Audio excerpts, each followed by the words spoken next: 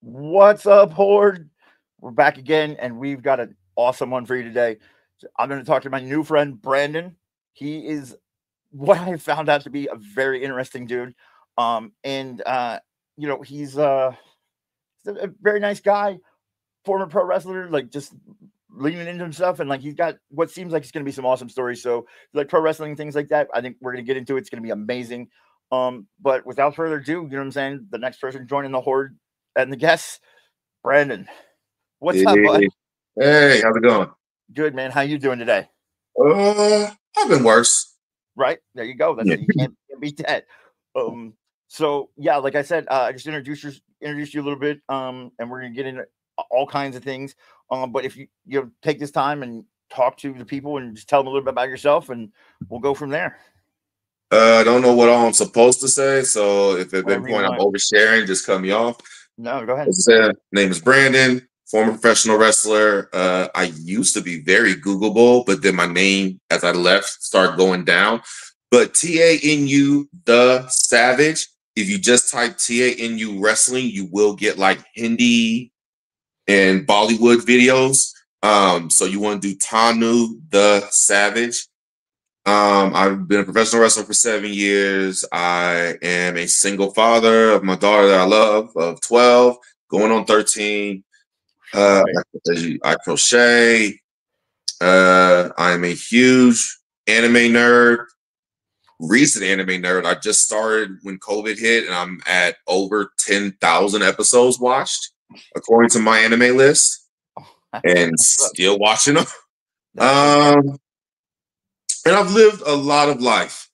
So if you ask me a question, more than likely, I'm going to have a story or be 2 degrees separated from someone that has dealt with whatever you want to ask about.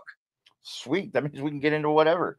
So I guess I'll start at the logical starting point. Like, tell me about like your like we were talking before, like where have all of you gone? I mean, I know the wrestling business like a little bit. It's very expansive. It started out very regional. It's gotten a bit more national now, but there's still very regional type of sects of things where people start, and like that's how people come up and whatever. Like Mm-hmm. I assume it's like any other sports leagues where there's you start at single A or like baseball and you move on up. You know what I'm saying? So like how's that Pretty working much, yeah. wrestling? Yeah, no, that's almost actually baseball is a good example of it, especially because as you're working the single A and the minor leagues, you're getting scouted. So you may work or have a match in Ohio, but a promotion in California may want you, and vice versa. So that actually is a good and so I'm going to apologize. I told you, but I haven't told your fans. I've had due to wrestling and just like I've lived, I've had multiple concussions. So when I talk, there's going to be like awkward pauses, and I'm going to lose my conversation, or I'm going to lose it. Most of the time, I bring it back. Sometimes we're just going to have to switch subjects, though, and I do apologize. That's fair. Whatever. That's the thing we'll get into too. I think the concussion stuff is very interesting, as we were talking about before the show. So that's cool. So like, where did you get your start, and like, kind of tell me your story of how you rose up through whatever ranks you went through. Certainly. So I'll tell the happier version of this. So I dated a girl all through high school, dumped her the first week of college. She ended up dating my RA. But we was cool. That girl's actually kind of like a sister to me and all that. So it's cool. She ended up dating and marrying my RA.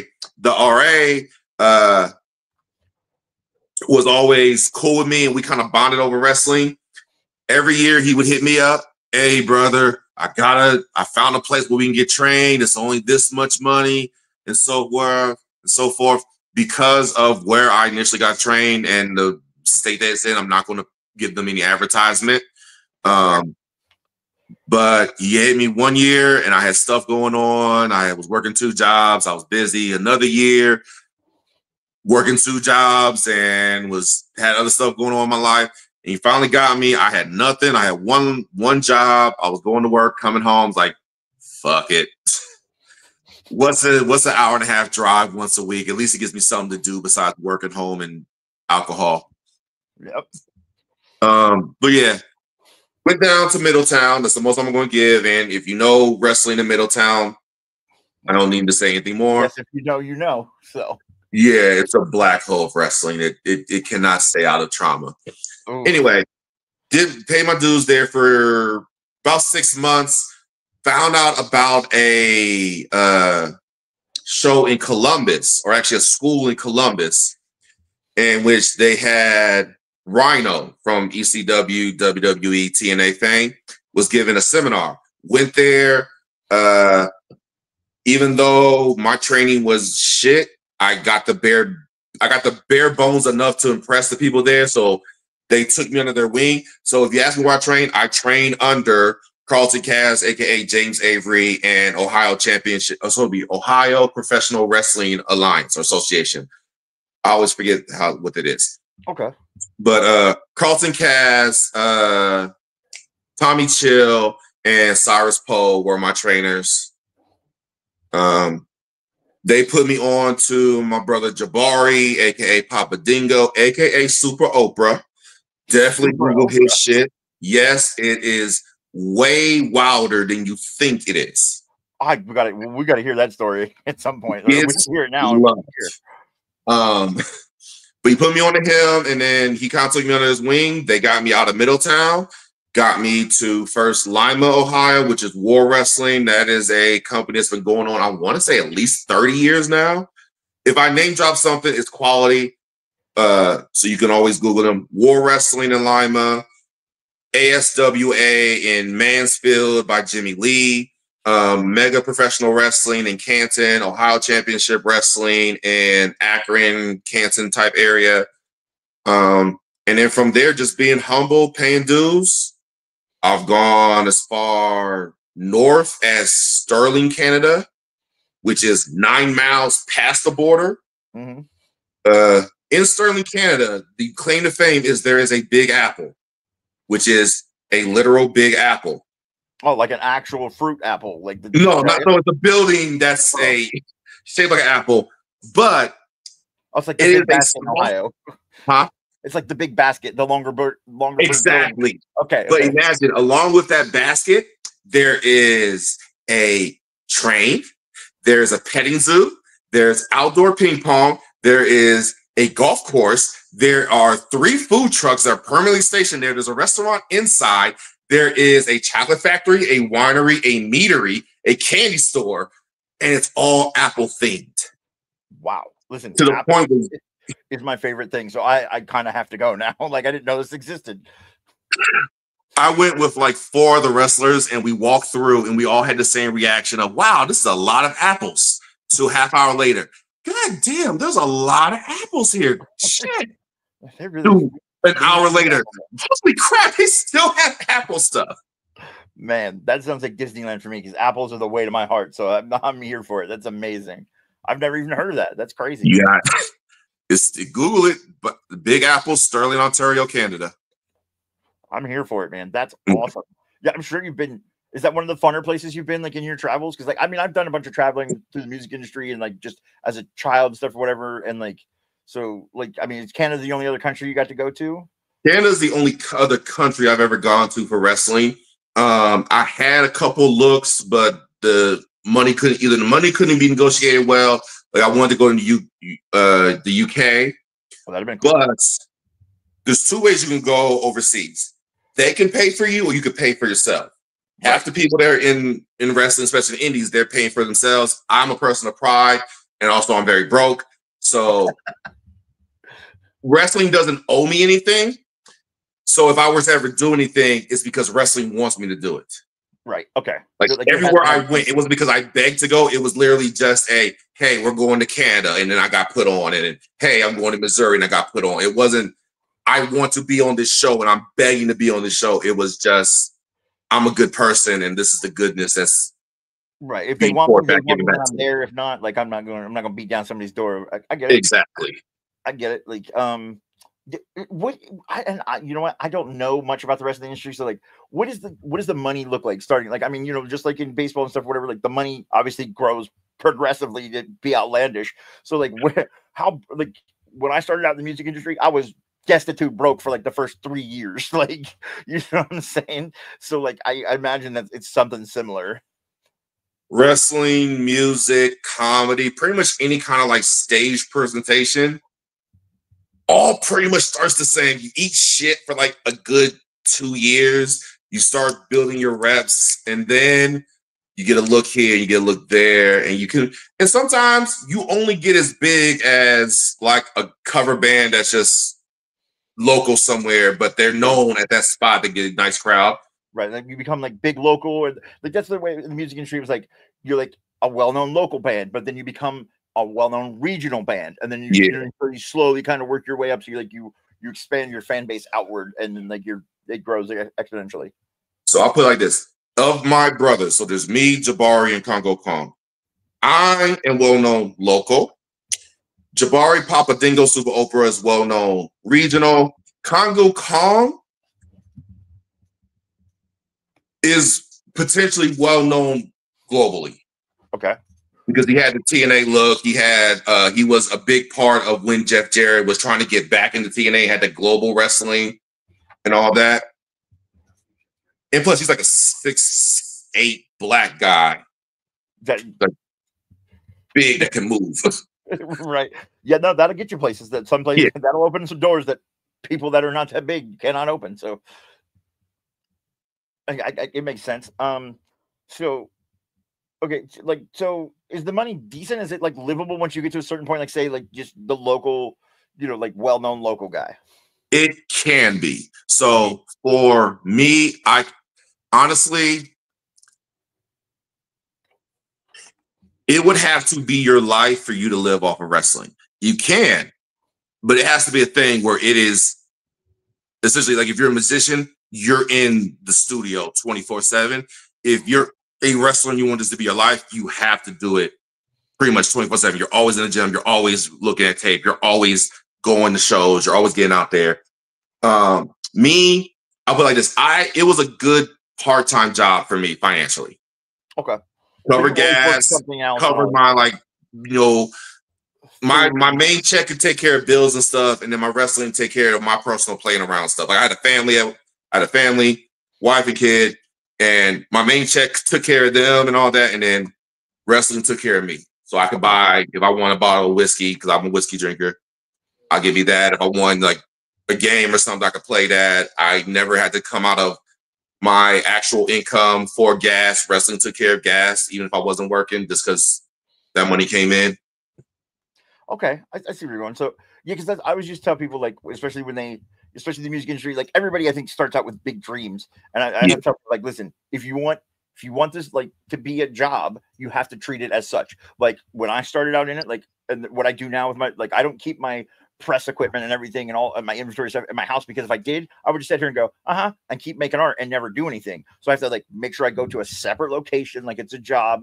And I tell people, like, in any type of industry like that, like if you want to do a job that's uncommon, you still have to treat it like a job. It's going to be work, but it's work that you love, so it doesn't seem like work. That's the difference. You know what I'm saying? But at the end of the day, like you have to put in the work to do it. And so like I see where you just were like, it's a cool hobby, but like I also have responsibilities that would not be met, and I'd be remiss in my duties if I literally just did this full time. Yeah, wife. Like I respect people. Like that was the biggest complaint that anyone who's been in for like 2 years has, like young people coming in, because we will all tell them, like, listen, we know what you're going to say when we ask you why you're here. Don't say that. It's okay. I literally just love wrestling, and it's a very serious hobby to me.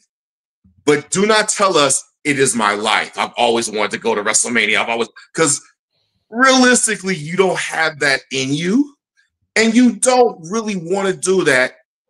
You just want to be on one show in front of your daughter, and that's okay. Right. Just don't lie to me and say that this is, I'll take it seriously, because those people that always say that, they're the ones who they do one show and then they're gone. Right. The people who are like me, who's like, I have literally nothing going for me, they're the ones who've been staying. Like everyone's story is, I found this thing, I gave it a shot. Oh, okay, I'm gonna keep going and doing this thing because it's a little fun and these other people get me. Yeah, I mean, like I tell people, like, especially in any type of entertainment industry, anything like that, like with sports entertainment or music or whatever, like you literally, it's those people that who are truly obsessed that like literally it consumes their soul and that's what they wake up and do and breathe every day.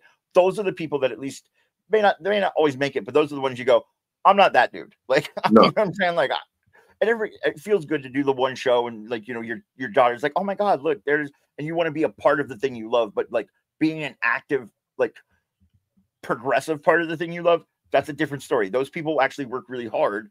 And like, it's the same way I tell people, I always thank people that have regular jobs because that allows me to do what I do. You know what I'm saying? So like, I realize the world needs those people just the same as, people want my art. Like people also have to run banks and corporations and McDonald's and stuff. Yeah. We all can't just sit around and make weird art or be wrestlers or, you know what I'm saying? So like the world needs those people too. But you really have to be truly obsessed sometimes to to make it an industry where like, listen, there's not probably going to be any kickbacks and you probably won't make it. But like, if you love this, we're here for you. You know what I'm saying? Like it's really for the love of the game when it starts. You have a shit ton of fun. And if you come out honestly, we will fully support. I've ran into, as far as I can remember, 4 people so far who from day one, they came in and they had a very short-term goal. One of them was, I just want to have a title for a company. As soon as he got the title, defended it one time, dropped it, I'm gone. Really good. Out. And like, I'm good. I did exactly what I wanted to do. And everyone was like, cool. You took it seriously for your time here. Another one was like, hey, I just want to do this till I get married. As soon as he found a woman, I'll do he left. Hey, listen, at least listen, I think if you do things on your own terms, whatever those terms may be, like I think it's much better for you and the people around you. You know what I'm saying? Nobody's being like, I always tell people that like, I don't care if you deal in deception, but you can't deal in self-deception. That's the one thing. Like you need to be very clear with you and yourself first. And if you can do that and do things on your own terms, like things are probably gonna work out better. Absolutely, man. So okay. Since Super Oprah has come up a couple times, I have to hear this story. Like,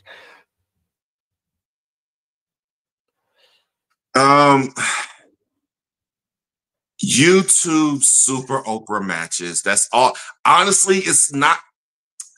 It is my brother Jabari wearing a wig and some form of cosplay. He is incredibly agile and flexible. I am the bruiser of my brothers more so than anything, whereas he is the one that he does the dive and he goes off the top rope and he can actually do the splits and stuff like that. But it is a literal character. People love him. There's spots in his match where his voice will change because there are 2 ways to wrestle. You are pretending to be someone. Put it this way. There is, when someone walks through the door, you could either have Brandon pretending to be Tanu, or you see Tanu. And whenever he walked through the ropes, you got Super Oprah. You did not get Jabari pretending to be Super Oprah. You got the actual character, the Shania Twain, or what was his other one that he liked? Pussycat Dolls. There was another one. So it's kind of like the method acting versus regular acting. Like people go, like I can go act and be this character, or I can like show up and like, when you see me, like all of a sudden, like I'm doing weird shit, and you're like, who is this person? Like, so I get it. Joaquin Phoenix and Joker, pretty much. Yeah. Oh yeah. Jared Leto when he did the Joker stuff. Joaquin Phoenix. Yeah. Like they all like all of a sudden, or like sending used condoms to people and stuff like the Joker. Like, hey, hold on, kids. Like, let's everybody chill. Will Smith doesn't need that. Sorry. Like, but no, I get it. Like that's okay. So that's really cool. This is a conversation I had with somebody the other day. Like, they really love wrestling, and like, they were like, well, like, I respect what wrestlers do, and I know like a lot of words get thrown around, and like, I believe it's very much a real sport. Like people work very hard. You can't fake getting hit with a steel chair, even even if somebody pulls up, it's still a steel chair hitting you kind of hard. So like you can't fake that stuff. So like I think the structured nature of wrestling kind of gets a bad rap. You know what I'm saying? But the conversation I was having was like, oh well, they were like, well, you know, I think I know this person. I'm like, you may, but at the end of the day, like, I don't think that's that. Sometimes that's not that person who's going to go home. You know what I'm saying? Like the same way I've known artists, and you see them off stage, and they're very nice and affable and stuff, whatever. But like when you're living in a bus with them, and you're like, that dude's kind of an asshole. That doesn't happen often. But like I tell people, like their job is to present something. Like either way, it's a company, it's a business. So like if they choose to be like you chose to be Tanu, like you would show up, and I'm sure even after, if you were a heel, even like after the when you met fans, you were very affable. But like at the end of the day, that's not necessarily who you are per se. It can be. I mean, it's a kind of a slippery slope, but you get what I'm saying. Yeah. Like, at the end of the day, like like when I meet whatever, I meet Russell Crowe, I don't make him do lines from Gladiator. You know what I'm saying? But like he still was that dude. Whereas like, when you see wrestlers, that was like a bad example. I don't know. I'm about to say, because I would want him to yell, "Are you not entertained at me?" Son of a bitch. I would too, actually. Like, like especially now, fat Russell Crowe doing it. Like, oh yeah, man, I'm gonna need you to do that for me. Like, I don't need. Like, I would just like him to yell at me, and I ask for him yell at me and like ignore me, and as I'm walking out, like, hey, are you not like that? That would make my whole day. Right, just holding a broom like a sword. Just like, yeah, that would be an experience for like none other. But I mean, I guess you see what I'm saying. Like, it's a weird part of the thing where like, and a lot of people who don't understand it and whatever. Like, to me, it's like. Is pointing out to somebody who really loves wrestling. They were like, it's adult soap operas. And I was like, I get it. Like if college football that I loved so very dearly was scripted, which some people, if you hear them talk about it, they think it might be, but like, at least with the referees and stuff. I'm like, but if it was scripted and I loved it that much, like I do now, like it wouldn't matter. You know what I'm saying? Like if it was, because they're still out there, you still have to go execute it. No matter, even if somebody says this is going to happen and this is going to happen, or whatever, like you still have to go do that. And the doing of those things is the magic of it. You know what I'm saying? Like, I'll break back a rule because a lot of people don't. The information is out there, so I'm not cheating the system or anything like that. We're just breaking the fourth wall a little bit. Yeah, just a little bit. It is scripted in the same way that improv is. Wrestling is live action physical improv. That is the best way to put it in terms of like how it is presented.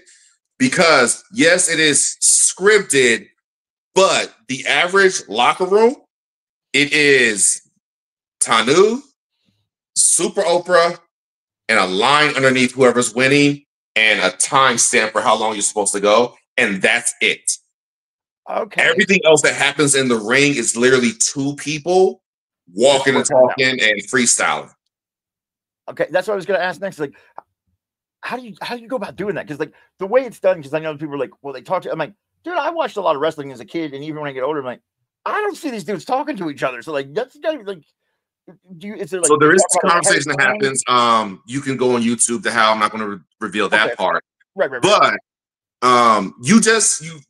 you kind of get a feeling for the entire show is a presentation. Right. Each match is a part of that presentation. So you know certain things by just getting information. So if you know where you're at the beginning of the show, you know what kind of you're open to do. Right. Like you don't want to do everything because if you do everything, it's going to kill the main event. Okay, so but you also don't want to kill the show either. You want to put on a good exciting to get the crowds pumped, and it's like coming out. Like you're a musician coming out with like one or two of like your big famous songs that crowds love. Right. Yeah. That's in the music industry. Like I love the band Queen, and their thing was leave them deaf, blind, and dumb in the first 10 minutes, and then they'll love the rest. And like you come out and you hit them with the power and the lights and everything, and then all of a sudden after that they're just in it.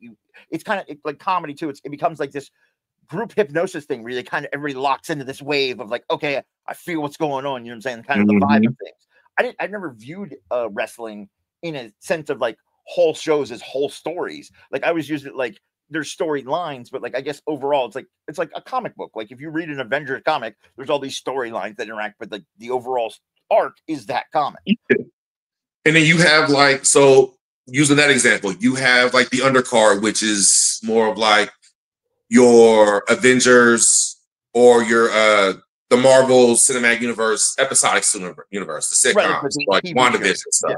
And then you have big ones. And everyone kind of builds to each other. But if you saw everything that's going to happen in Doctor Strange and Universe of Madness during WandaVision, you're not going to really care about that movie. Right. It doesn't. The two aren't affecting each other, but in the arc of everything, they do. Okay.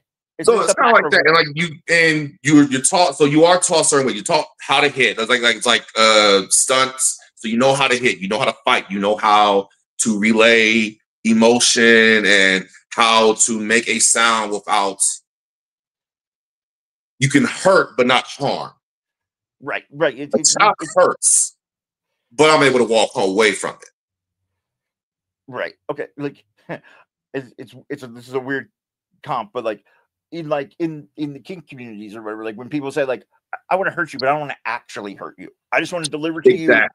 You know what?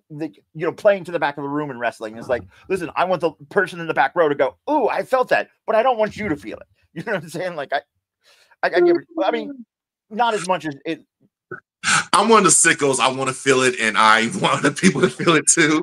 Well, that's a whole nother bridge we'll cross here, I'm sure, at some point. But you know what I'm saying? You know what I'm saying? Like the whole like I'm trying to deliver what looks good and plays well and is like good for the show, essentially, whatever it is. Like whatever that's, if it's a show with you and one other person, or if it's a show with 1,000 people, like that sort of thing of like, I want to play to the back of the room, but I also want the vibe to continue right here with 2 people or with 1,000. So like I get with that. Okay.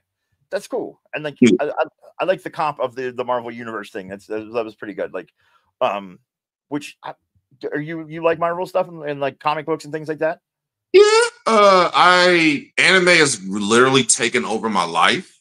So I am the rest of the world. I am aware, but I can really talk to you about isekais and One Piece and solo leveling. I know enough about anime to be like mildly dangerous, but like anime nerds will be like, "Oh, dude, you're a poser." I'm like, "Yeah, well, Attack on Titan's still really good, so leave me alone." Like, I really love Attack on Titan, and I catch so much flack for it. So I don't do, because everybody that loves some like weird one-off thing that like they love is really deep in anime, and they're like, "Well, that's just like the opening anime thing." I'm like, "Yeah, well, I didn't get very far yet. Leave me alone." I don't mind what people like. I don't really care what people like. It's the reason why you like it. If you like Demon Slayer, cool. I can't watch Demon Slayer. But if you like Demon Slayer because of Nezuko, I'm side-eyeing you. Okay. Well, listen, that's people who tell me about like Naruto and Bleach and stuff, whatever. I immediately go, I don't know if we're going to be friends. Like, because like, there's just certain people in anime like Sasuke and like weird shit where it's like, it depends on who you side with. Like if I have to hear one more person tell me about Black Butler, I'm gonna scream. Like, you know what I'm saying? Like, it's good. It's good in its own right, but like when you've heard 3,700 white girls tell you about how great Black Butler is, like, I get it. I watched it. Can we move on? Yeah, I get it. Yeah. So like, some of my favorites are like Attack on Titan, Tokyo Ghoul. This is gonna sound so basic, but like Vox Machina. You know Vox Machina? I'm familiar with it. I like it in bits. There's just something about them and their voices I cannot listen to for either an entire Critical Role episode or an entire Vox Machina season. Like, it just doesn't click with me. That's right.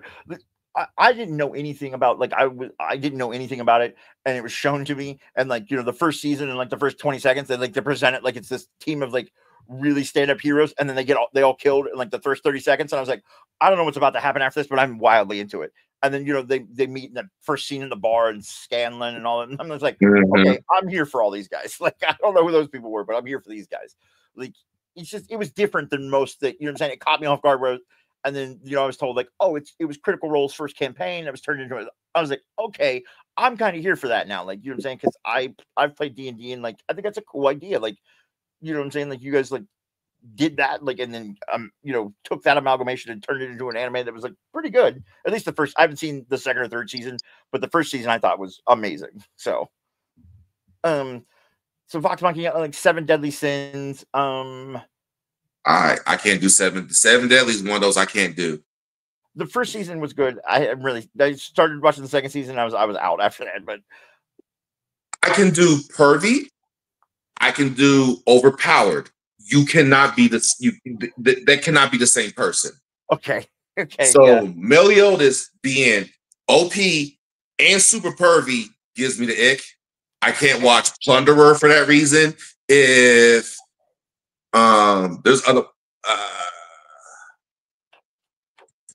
ones that are like that, but essentially, like if the fact that Meliodas has no flaws and could just randomly grope a woman and like it's okay, it's like I know.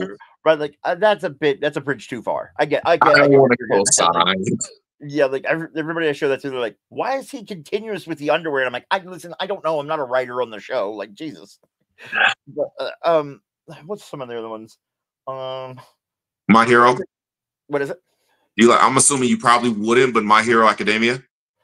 I have seen it. It's not like my favorite. Like My Hero Academia, like is not horrible, but like when I first got into anime, was like surrounded by a bunch of weebs that like literally were like Danganronpa up, and like, you know what I'm saying? Like when they start making me watch animes about volleyball teams and stuff, I'm like, hey, listen, guys, I love anime too, but like, what can we get? I need just like a tad bit of substance. Like recently, have you ever seen Delicious in Dungeon? Yes. Listen, at first I was like, okay, like what are we doing here? But strangely enough, like they literally turned it into like a D&D campaign where just like food was the weapon, and I was like, listen, I did not think there would be like 44 episodes of this, but like now I have to see all of them. Like I absolutely do, because it's such a ridiculous concept, but it's done really well. You may like Solo Leveling. Okay. Or so because from what you've given me so far, you like someone more like the edgier, darker kind of. So Solo Leveling may talk to you. Not so much Demon Slayer. Jujutsu Kaisen may talk to you. Okay. I'm on one more for you. Oh, Full Metal Alchemist. Full Metal Alchemist or Full Metal Alchemist Brotherhood. I've seen a little bit of Full Metal Alchemist, but I'm kind of here for that. Like it's, you know what I'm saying? Like even like, I know everybody loved like when everybody's like Bleach and Naruto up, I'm like, I fell more on the Trigun type of area. And it's like Bash the Stampede, I think is wildly an amazing character for whatever reason. And I had a friend in college that like literally his name, he called himself Bash the Stampede. And I was just like, dude, that's the coolest fucking name I've ever heard. So like, and yeah, I like the darker stuff, like, Death Note and things like that. Like, Hellsing. Have you seen that? What is it? Hellsing. No. Oh, no. Somebody that's been recommended to me before. So I think Hellsing would be in your. I would recommend watching Hellsing before watching Ultimate. Ultimate is more canonically correct, but it's fucking crazy. Okay. Nazis versus the KKK. All I'm going to say. Listen, I got to see it. I'm here for it. Watch the first one first so you kind of get a semblance of a storyline. Yeah. And then watch Ultimate where they put the actual everything that the creator wanted in there.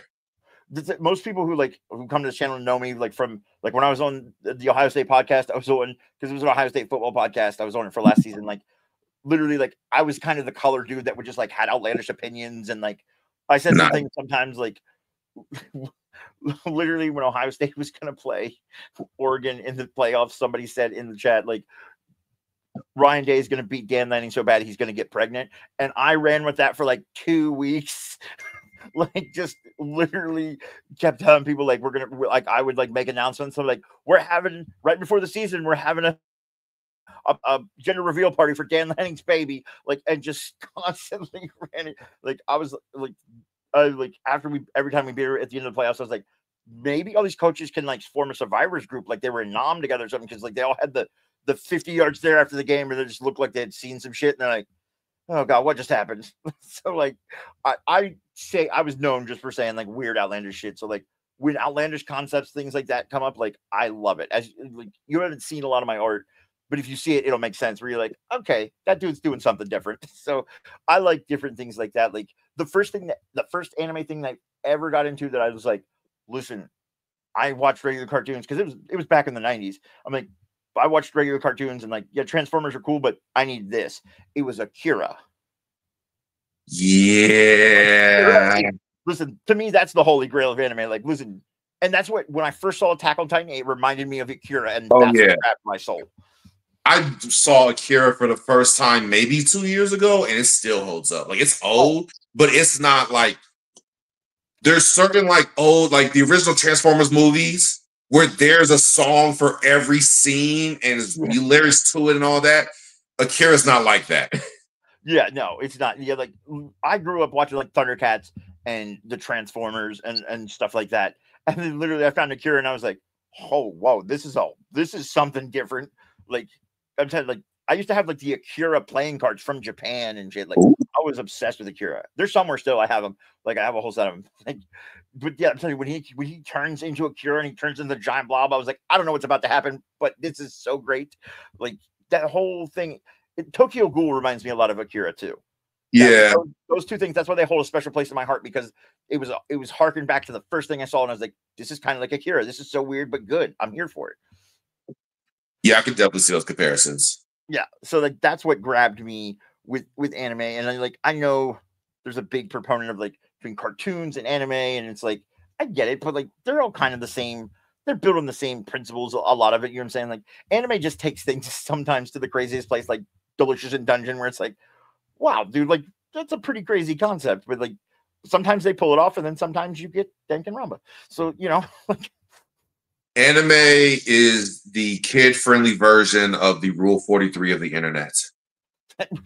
right? Yeah, and if anybody doesn't know what that is, please Google it. Yes. You'll essentially, if you want to know if they've made an anime about it, they probably have. Absolutely. Absolutely. And there's probably a bunch of kids that are wildly obsessed with it. That's what's crazy is like the internet has expanded that thing where you're like, I think I'm the only person in the world that likes this. And you're like, oh no, there's 100,000 people in a room talking about this right now. Mm-hmm. It's awesome. And it's very when you find those communities, I think just like wrestling or music or anything, when you find that you go, I'm home. These are my people. Like you know what I'm saying? Like I grew up listening to metal, and then like I became just a part of the metal community, and I was like, oh no, this is where I'm supposed to be. This is like I look like I'm supposed to be here. These are like I love everything about this. I love the people, everything. So like I think when you find that, like it's a very nice thing to find that not a lot of people find. You know what I'm saying? But I think that's why sometimes you get people like in wrestling that are just like, I just want to be a part of this. Like it's my dream is like I just want like one show to go like I did that. That's my people, man. Like I was there. Like so like I think it's very cool. Like obviously wrestling was a serious hobby. You'd be like you probably feel like that's like those are your people. You know what I'm saying? So, oh yeah. No. Anyone that has earned their respect in wrestling, I can bond with very quickly. As you tell me you're in wrestling, we can have a quick 2-minute conversation. I can tell if you're a good dude or not, and we can just vibe from there. Right. And I do the same thing with music. Like, listen, I don't really go that far out of my musical little niche of the world because I think it's the greatest. But like when I do, I tell people like, listen, I respect anybody who gets into any type of entertainment industry. I respect at the bottom of my heart because it's a cutthroat, crazy industry with not great people sometimes. But like the people that make it up, make it what it is. And like it's art that I love. So like I respect all music. That doesn't mean I like all music though. Like you know what I'm saying? Like that's the difference is like, yeah, listen, that person might be a good person. I just don't vibe with their, their thing. Let me flip this on you then. Because one thing I've realized post going through wrestling is while yes, I can have a conversation with a wrestling fan, but because my view of it is something completely different, it sometimes annoys me to have that. Because when they're talking about like WWE or something and they're having their opinions, I have to reduce my own knowledge base to engage with them and where they're at. Right. Is there something similar to in music? Yeah. So like I listen to very like I'm like an encyclopedia of like metalcore and deathcore and like I was lucky enough to be a small, very small part in just like the local scene in Columbus and what I got to go on tours and Warped Tour and stuff like to like make and see people that I knew, like the dude who taught me everything I know about the music industry, like ended up being like the president of like one of the bigger record labels out in California for a while. And he came back and he manages bands now. And like that dude, like we loved the show Entourage, and he would send me clips from Entourage to teach me about the entertainment industry. And like it's things like that like, oh my God, that's amazing. And like I tell people like most time when you like, okay, so like there's a couple people in this sector of music that I do not like, and I openly do not like it. Have said words to them. They know I don't like them, but like in saying that, it's like okay, but most people don't need to know that. I'm not trying to ruin people's dreams. If they're like, I tell them like I don't like them. They're not the greatest dude, but like whatever. If you like their music, I'm not gonna hold it against you. But like I then have to like sit there and like hear them wax poetic about like a dude that I'm like, oh God, if you only knew what a piece of trash this human being was, like it might change your view on the music. But like I just know so much. So like when people start talking to me about bands, they're like, oh, I like metalcore bands. It's like, oh, like they're like, I like Ice Nine Kills, or like bands that like obviously everybody has heard of. And then I give you my list of bands. Like in the Discord server, there's a list of bands, and everybody goes, I've heard of none of those. And I'm like, but those are like people I know, they're my friends. They're like, and to me, that's the greatest music in the world. So like I have to, when people start talking about it, I have to like, okay, I have to know what their level of involvement is. That you know what I'm saying? Like, okay. And I was just like, what bands do you like? I always try to ask them that first because, like, I don't want to start talking about some like super big, deep cut metalcore band that I'm in love with at the moment. That you're like, what? Who are they? Like, and then I have to give you the whole history of the scene. Whereas, like, you tell me what bands you like, and I go, okay, I know them, and then like I can kind of give you some comps of bands that I like that might be new music for you and stuff. You know what I'm saying? So like. Yeah, I see where you're coming from. Where you have to kind of like, all right, like I'm not gonna hit you with the whole history of the scene. Where are you at? It's not even that. It's like saying like how you was putting it, where there are no wrestlers I don't like, but there is certain wrestlers. I'm not the big like I can't watch lucha cruiserweight all day. I can watch one or two, but I can't watch that all. Like it's cool, but like I like big men. I want hard hitting shit. I come for stiff, in the words of Sami Callihan. So I love all old New Japan. If you've heard a lot of particularly like New York wrestlers and who they watch, so like or more wrestlers with a history. Or criminal history. So like MVP, Jacob Fatu, Homicide, Eddie Kingston, and the people that they watched, Tozawa, Misawa, Kobayashi, I'm going to mispronounce some names, but Tao, Tiger Mask, and all of them. I'm the same way how you are with this name dropping different artists. My favorite wrestling match, you can't even find. I want to find it again. There's like 3 moves in it. It's Big Bully Busick versus some jobber. It's 9 minutes. And 8 minutes is literally just them playing with the crowd, walking in a circle. And it's just, he has a hat. He has a thing. He goes in a circle. He pretends to put it in his hat. The guy says, look, it's in his hat. Bully Busick says, look, check in my hat, ref. They do a circle. Guy yells again. Ref checks hat. Bully Busick says, see, there's nothing in it. Puts the thing in the hat, hides the hat down, puts it in his pocket. They do that for like 5 rotations.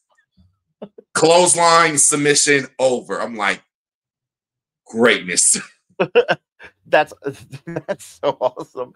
Like, like that I think is like somebody who you can truly know, like, appreciates the art form. Like, you know what I'm saying? Because, like, somebody who's, like, super into something is passionate about, you always ask them, they will always give you some kind of crazy deep cut where you're like, what? You know what I'm saying? Like, but it's, like, magic. That's the magic of it. You go, at its core, like, that's why we do it. Like, that's amazing. Like, if you tell me what your favorite match is, I will tell you how you look at wrestling. Especially if you know WrestleMania 3 and I asked you what is the greatest match in WrestleMania 3, there are 3 answers, and which one you give me tells me how you view it. Absolutely. I always do that. Like I don't do that with music, but I always ask people, what are the 3 funniest movies of all time to you?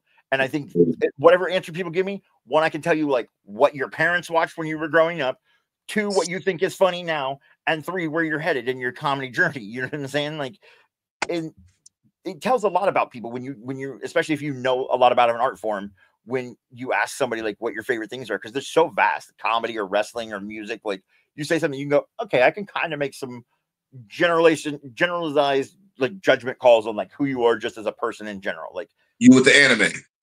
right. You gave me like 2 or 3. I was like, okay, you're not going to be entertained with any of this stuff in my memory book right here. Take all this off the plate now. I'm not going to give you any of the bright, shiny isekai because you're not going to want to watch that. Or you might, but you're probably not going to run to that. Right. Like, yeah, like I just recently watched Blue Eyed Samurai. I thought was a really good one. There's one that like nobody usually has ever heard of, but it's called Death Parade. Yes. Death Parade is so like the concept of them just like going to purgatory and having to play games against each other for their soul. So good. One kind of like that where it takes a minute, but there is a twist towards the end. Odd Taxi. Okay. It's it looks weird, and you have to give it a couple episodes because the first time you watch it, it's like, why is there a random seal and a baboon? But it kind of builds on itself. It's not. It's dark, but it's psychological dark. It's not like Death Parade is physically. Yeah, that's my wheelhouse. Like psychological thrillers, like stuff that makes you think like you have to really pay attention to, and at the end you're like, oh my god, like they were dropping clues the whole time, and I wasn't even aware. Like Erased. What is it? Erased is a good one. Okay. Also, it's the butterfly effect, but so much darker. Oh, I'm here for that. Like I love, especially time travel shit. Like I'm so obsessed with time travel stuff. Like it's stuff like that. Like I'm a thinking man type of thing. Where like I just want people to think. Like when I had a book contract for a while. Like when I wrote, I'm like, listen, the first short story in my book that I wrote, literally like when you get to the ending part, it's like broken in 2 halves, and the second half is like the twist unraveling. And like when you get to the end, I always ask people like, so what do you think happened? Nobody's giving me the same answer. It is amazing. Like I'm like, yes. And people are like, so what really happened? No, that's what really happened. If that's what happened for you. That's what I wanted. You know what I'm saying? Like you'll never understand what my crazy dream that I had that caused me to write this story. You're never gonna understand it. But like if that's what you think happened, and I did well enough that like you formulated an entire ending off that, that's what happened. Yeah, no. Part of my issue right now with the current kink community is because stuff like that, I don't like that. I need to know, even if I don't agree with it, I still want to know what your thought pattern was. That's right. I can see something completely different, but I still want to know, because if you leave it open-ended and don't tell me what your thought pattern is, that means that yes, the innocent reason I have is cool, but also the very racist and sick depicted part. And because my brain can go that way, I'm not the only person here whose brain can go that way. So there's a very good chance that your brain could, and you are serious. Right. Okay. I respect that. Like, a lot of people don't really want to get. I'm all about like if you want to know exactly what I was thinking or my thoughts or philosophies or whatever. Like, you know, when I sit around and making art 2 a.m. by myself, like that's the shit I think about. So it's like, I would love for people to ask me that. Most people don't ever ask me that in depthly. Like, what do you mean by this? Or like, what do you mean by time's a flat circle? Like, I don't know. We can have that conversation, but I don't think you're gonna be happy at the end of it. Like, cause it's one of those things where like, it's me talking for a long time about some very in-depth, crazy things that you're like, I have so many questions. But like, that's the things that interest me. Like, there's a show called Yellow Jackets that's out right now. And I heard good things. Listen, the writing on that show is so next level. It like it's like the Great Gatsby in TV show form, where it's just like it's written in such poetry and so well that you're like, I don't know. We're 3 seasons deep now on this show, and I could kind of tell you what I think is happening, but I'd probably be fucking wrong. It's one of those things like we're just as soon as you know what's going to happen. I'm a big proponent of like, if you know what's going to happen, then the audience might know what's going to happen. So I'm going to take a left turn, but I'm going to make that left turn make sense. Ooh, that part. Yeah. So, are you familiar with Kevin Smith? I love Kevin Smith dearly. Okay. The person who raised me in television, like. So Kevin Smith and there are certain directors, producers that in order for me to respect them, I have to cut them off at a certain point. I forget where the point is with Kevin Smith, but it's around Cop Out and Clerks 2.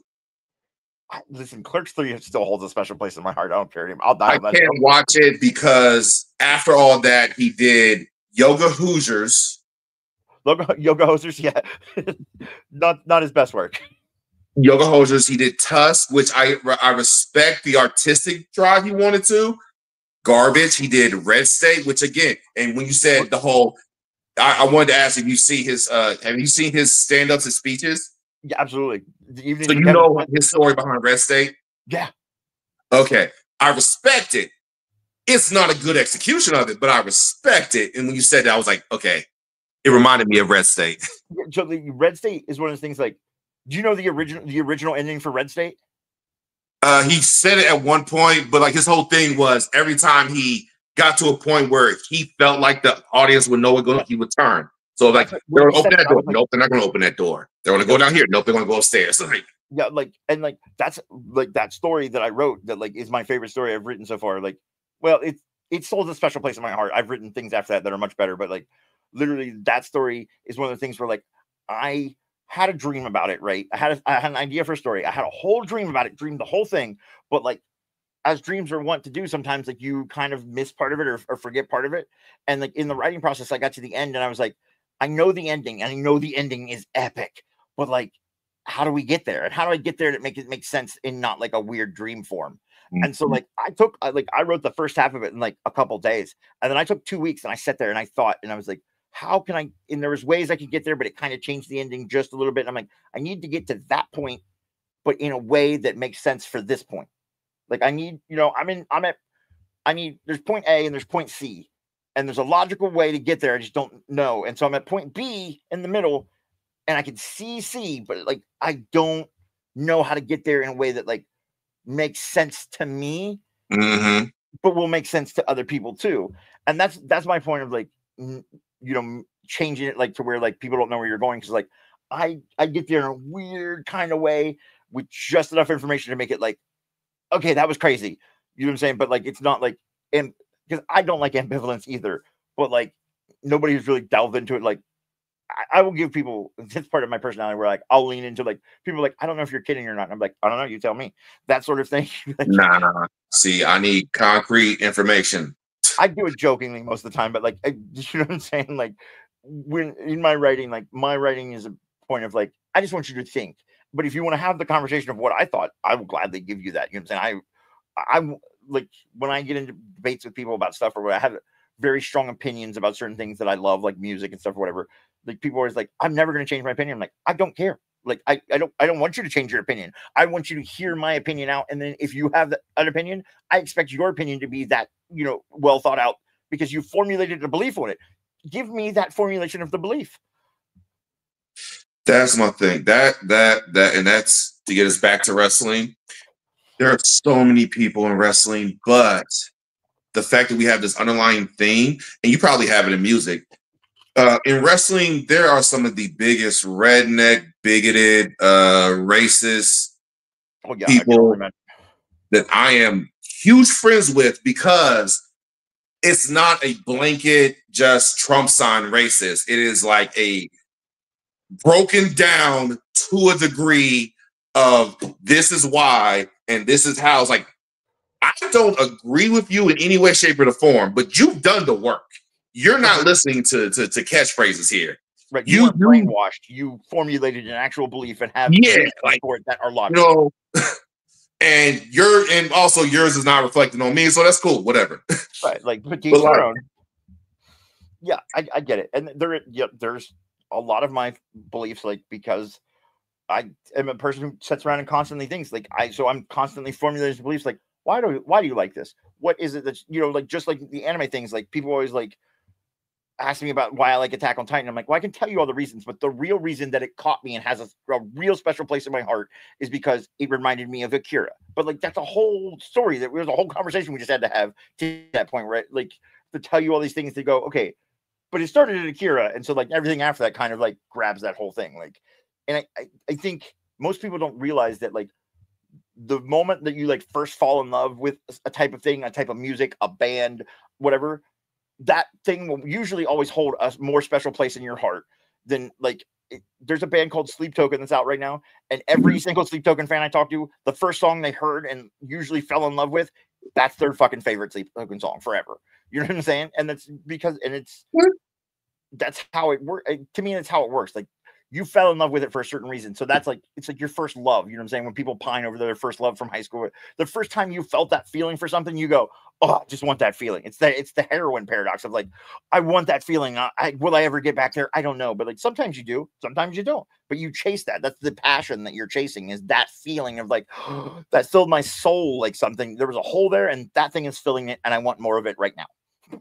Like, you know, so like, that's, most people don't realize that that's like the level of things that is happening right now. Like, you know, when you formulate kind of that, like, you know, you get that rush of serotonin or, you know, oxytocin and whatever, like that feeling is the feeling that we all chase. That's the zest of life. The like, oh my God, like I need more of this. This is making my soul more full with things that I love. And it's like how I've constructed my life of like, it's a carefully constructed series of things that I love that like keep me interested and keep me, you know, like even like when I get bored, I turn everything into a little game just to like keep myself entertained and like laugh and have fun. Like it doesn't matter what it is. It's the stupidest shit. Like I'm going to go to Taco Bell and like turns into like some GTA driving experience of like, let's not see any cops or like what. I'm not doing anything illegal. I'm just like, it just makes me sound crazier than I am. But like, I just get bored a lot. And so like, I do little shit that like makes me giggle or makes me laugh. Or like, I literally was in the kitchen one time cutting a pizza and it was like fighting me because I didn't have a pizza cutter. I'm cutting it with a knife. And it, like, I stopped and I said, I swear to God, pizza, if you don't start listening to me, I'm going to cut you. And then I giggled to myself for 20 minutes. Like, you know, I'm standing there with a knife and I literally threatened a pizza to cut it. And it was, I don't know why it was dumb, but it struck me as the funniest thing at that point in time.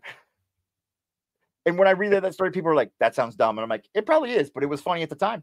Like, my brain is stuck on why are you cutting a pizza for yourself when you could just eat it straight like that?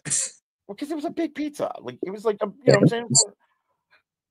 I don't know. I'm a big proponent of like, I wasn't cutting into like 12 slices. Like it was going to be fourths, but it was giving me hell. So like, I like, was just, I don't know, like in that moment, it's just was like, I just said it and then like laughed and then told somebody later and they were like, why were you laughing? I was like, dude, imagine my big ass standing there with a knife, like openly threatening a pizza. I was by myself. And they were like, okay, I guess I kind of see the ridiculous nature of that. I'm like, exactly.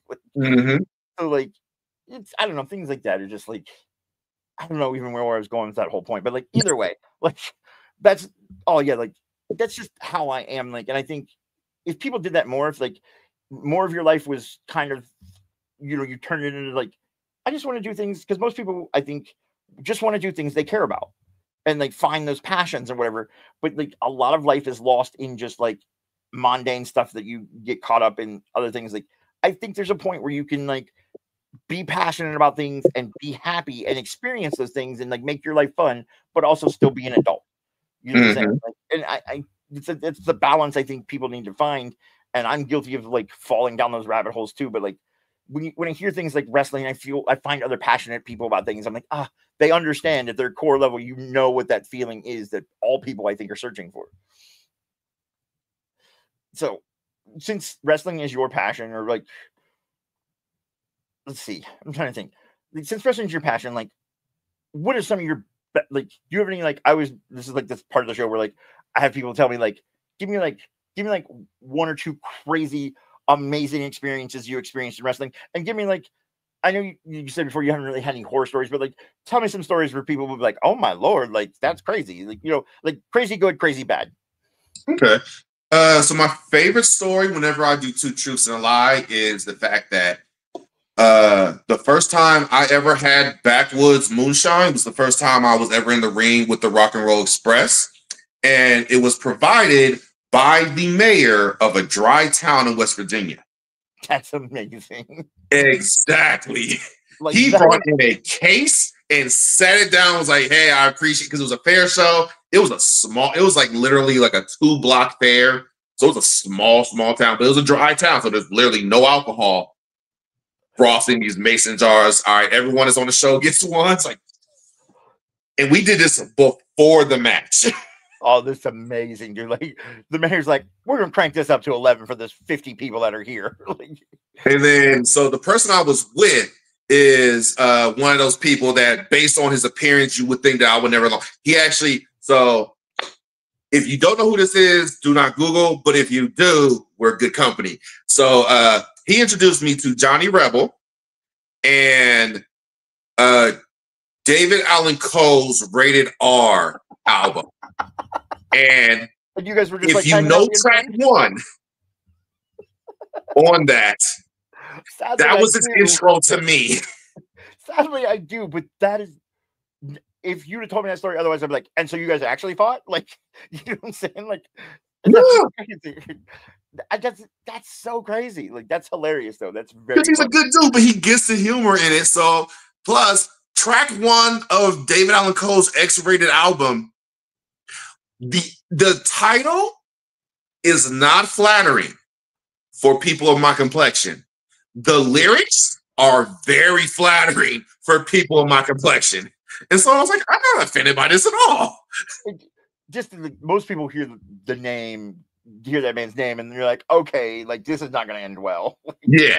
But like it is like, I think comedy is subversive, like, and is very much like my view on comedy and things like that, like, are like, I don't believe there's like lines. Yes, there are lines, but like, I think if you make fun of everything, as soon as people start like saying like you can't make fun of that, like people get offended. Whereas like I view it as like if you make fun of horrible things, like yes, don't make fun of somebody's direct tragedy like that. But like if you make fun of a touchy subject, to me, if we can all laugh at it and just we're taking the power away from it. It no longer has that deep of a grip on you where you can laugh at it. You're letting it off your soul and you're making light of it. It doesn't make it's not demeaning to your tragedy or your trauma. It's just helping you cope with it in some way. There aren't lines, but there is a skill level. There's a way to get. There's a reason why Dane Cook is canceled and Dave Chappelle is not. There's a reason why Ari Spears is local, but Cat Williams is. And I don't know anything about these people individually, but there's a context and a skill level for how they tell the same jokes. Yeah, listen, and I agree. Like I think Dave Chappelle is like a master at his craft. And then there's other people that like say stuff and you're like, why would you say it? I'm like, it's not what you said, it's how you said it. It's your delivery of like, you know, Dave Chappelle's walking a fine line that he doesn't make you feel like you're walking that line with him and like laughing at horrible things. But when after the fact, you're like, oh, I mean, I guess if I break it down, that's not how he was saying it. He was just walking you down like, this is a funny situation. You should laugh at it. Like, just, you know, like Bill Burr. All those dudes, Bill Burr, Tom Segura, like Shane Gillis. Shane Gillis will always, like, that man is hilarious. And like all that whole group of friends of all those guys, you know what I'm saying? Like they have a way, so most of them, like they have a way about them, like walking you into weird kind of funny situations that like, if you were to break it down, you're like, on paper, it looks bad, but in the vibe of the comedy, everything, like, you know, it's kind of like, okay, I see where you're coming from. You're not coming from a place of malice. This is a place of like healing. You know what I'm saying? Like that, to me, that's where like I come from with comedy. So like that's the whole story. It's just like, it's so hilarious and so absurd. You're like, like, this is great. Like, I love that amalgamation of like things where like you understand, like, yeah, like if you read that song title, you go, okay, that does not seem like this is going to end well. But then if you know enough and you see the situation play out, you're like, okay, that's not how I expected, but I like it. Like, you know what I'm saying? Like, it's a lot of varying factors there. So like, so how, I mean, like, so you guys did that and you became friends, and how'd that whole night end? That was on my first trip to Canada. That was also my first time having poutine, and the first and only time, as far as I am concerned, of drinking Jaeger. God. Wait, was that my first? That was my. So yes, that was my first trip to Canada. It was an overnight trip. But no, it was cool, and that was also. So I won't tell how we talked, but that was my first match where I learned how to talk it out in the ring and how from the inside, it is so different because everyone is showing one thing to the crowd and then relaying something completely different to me, their coworker. Man, And it was just, it's a magic. That's a magical moment where you like learn the art form. You're like, okay, I see the magic that's happening now. Like it's wrestling has behind. what's known as like aha moments, and that was a big one. I think to me, like as nerdy as it sounds, like I love magic, like real magic. It's like David Blaine level magic. Where you're like, that has to be magic. But like, I get that there's more to it. But like, just the art form of it, it was just like that is amazing that you can like perform something like that. You're like seems so effortless. Where like, yeah, you're telling a story this way, but like inside there's a whole other like magical, like dynamic working where you're like we're performing, yet like outwardly like there's a whole different thing happening. Like it's amazing. My favorite example, and I can tell this one because it's already been told, WrestleMania 18, Rock versus Hogan. Prior to that match, up until literally they faced off, Hogan was supposed to be the bad guy. That's how it was plotted, everything.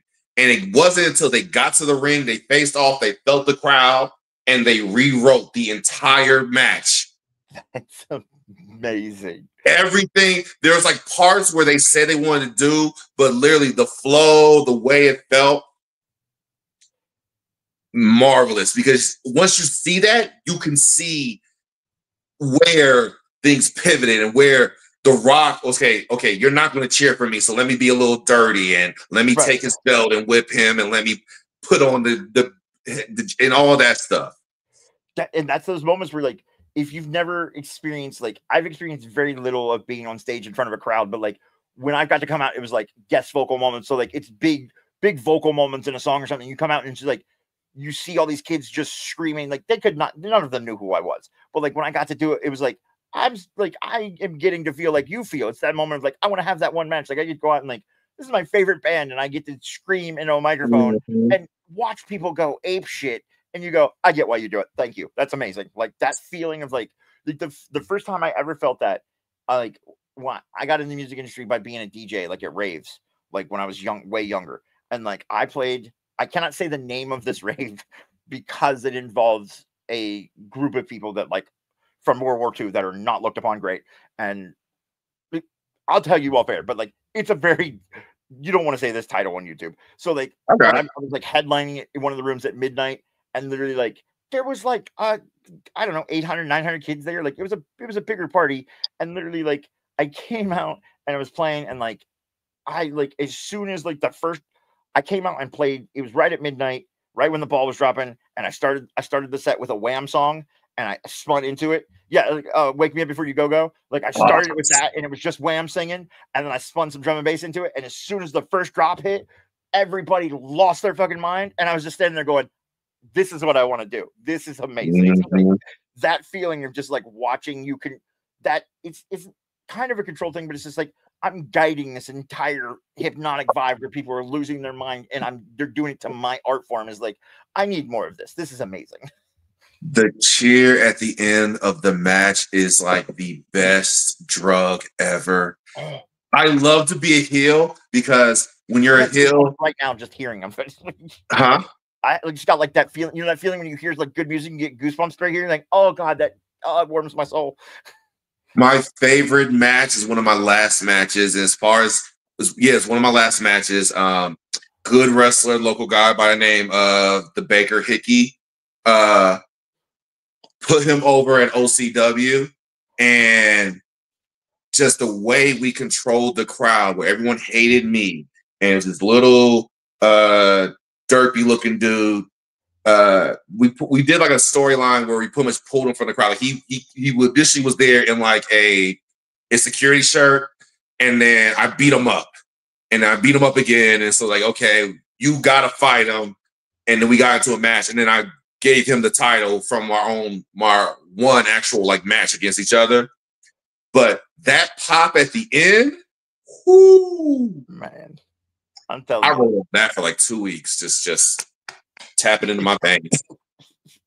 I'm telling you, like, and that's like that magic is, I think, like, as an entertainer, is like what I think people think. Like, people were like, you're performing an art form, and people are just, they're so locked into it. There's like, oh my God, like everybody's there. It's like this one, it's like an organism where like everybody's just thriving on the art. And it's an amazing feeling.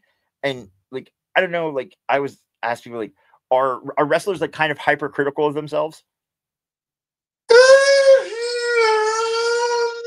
Because it is an art form, and I know most artists, especially musicians, or like I'm hypercritical of my art.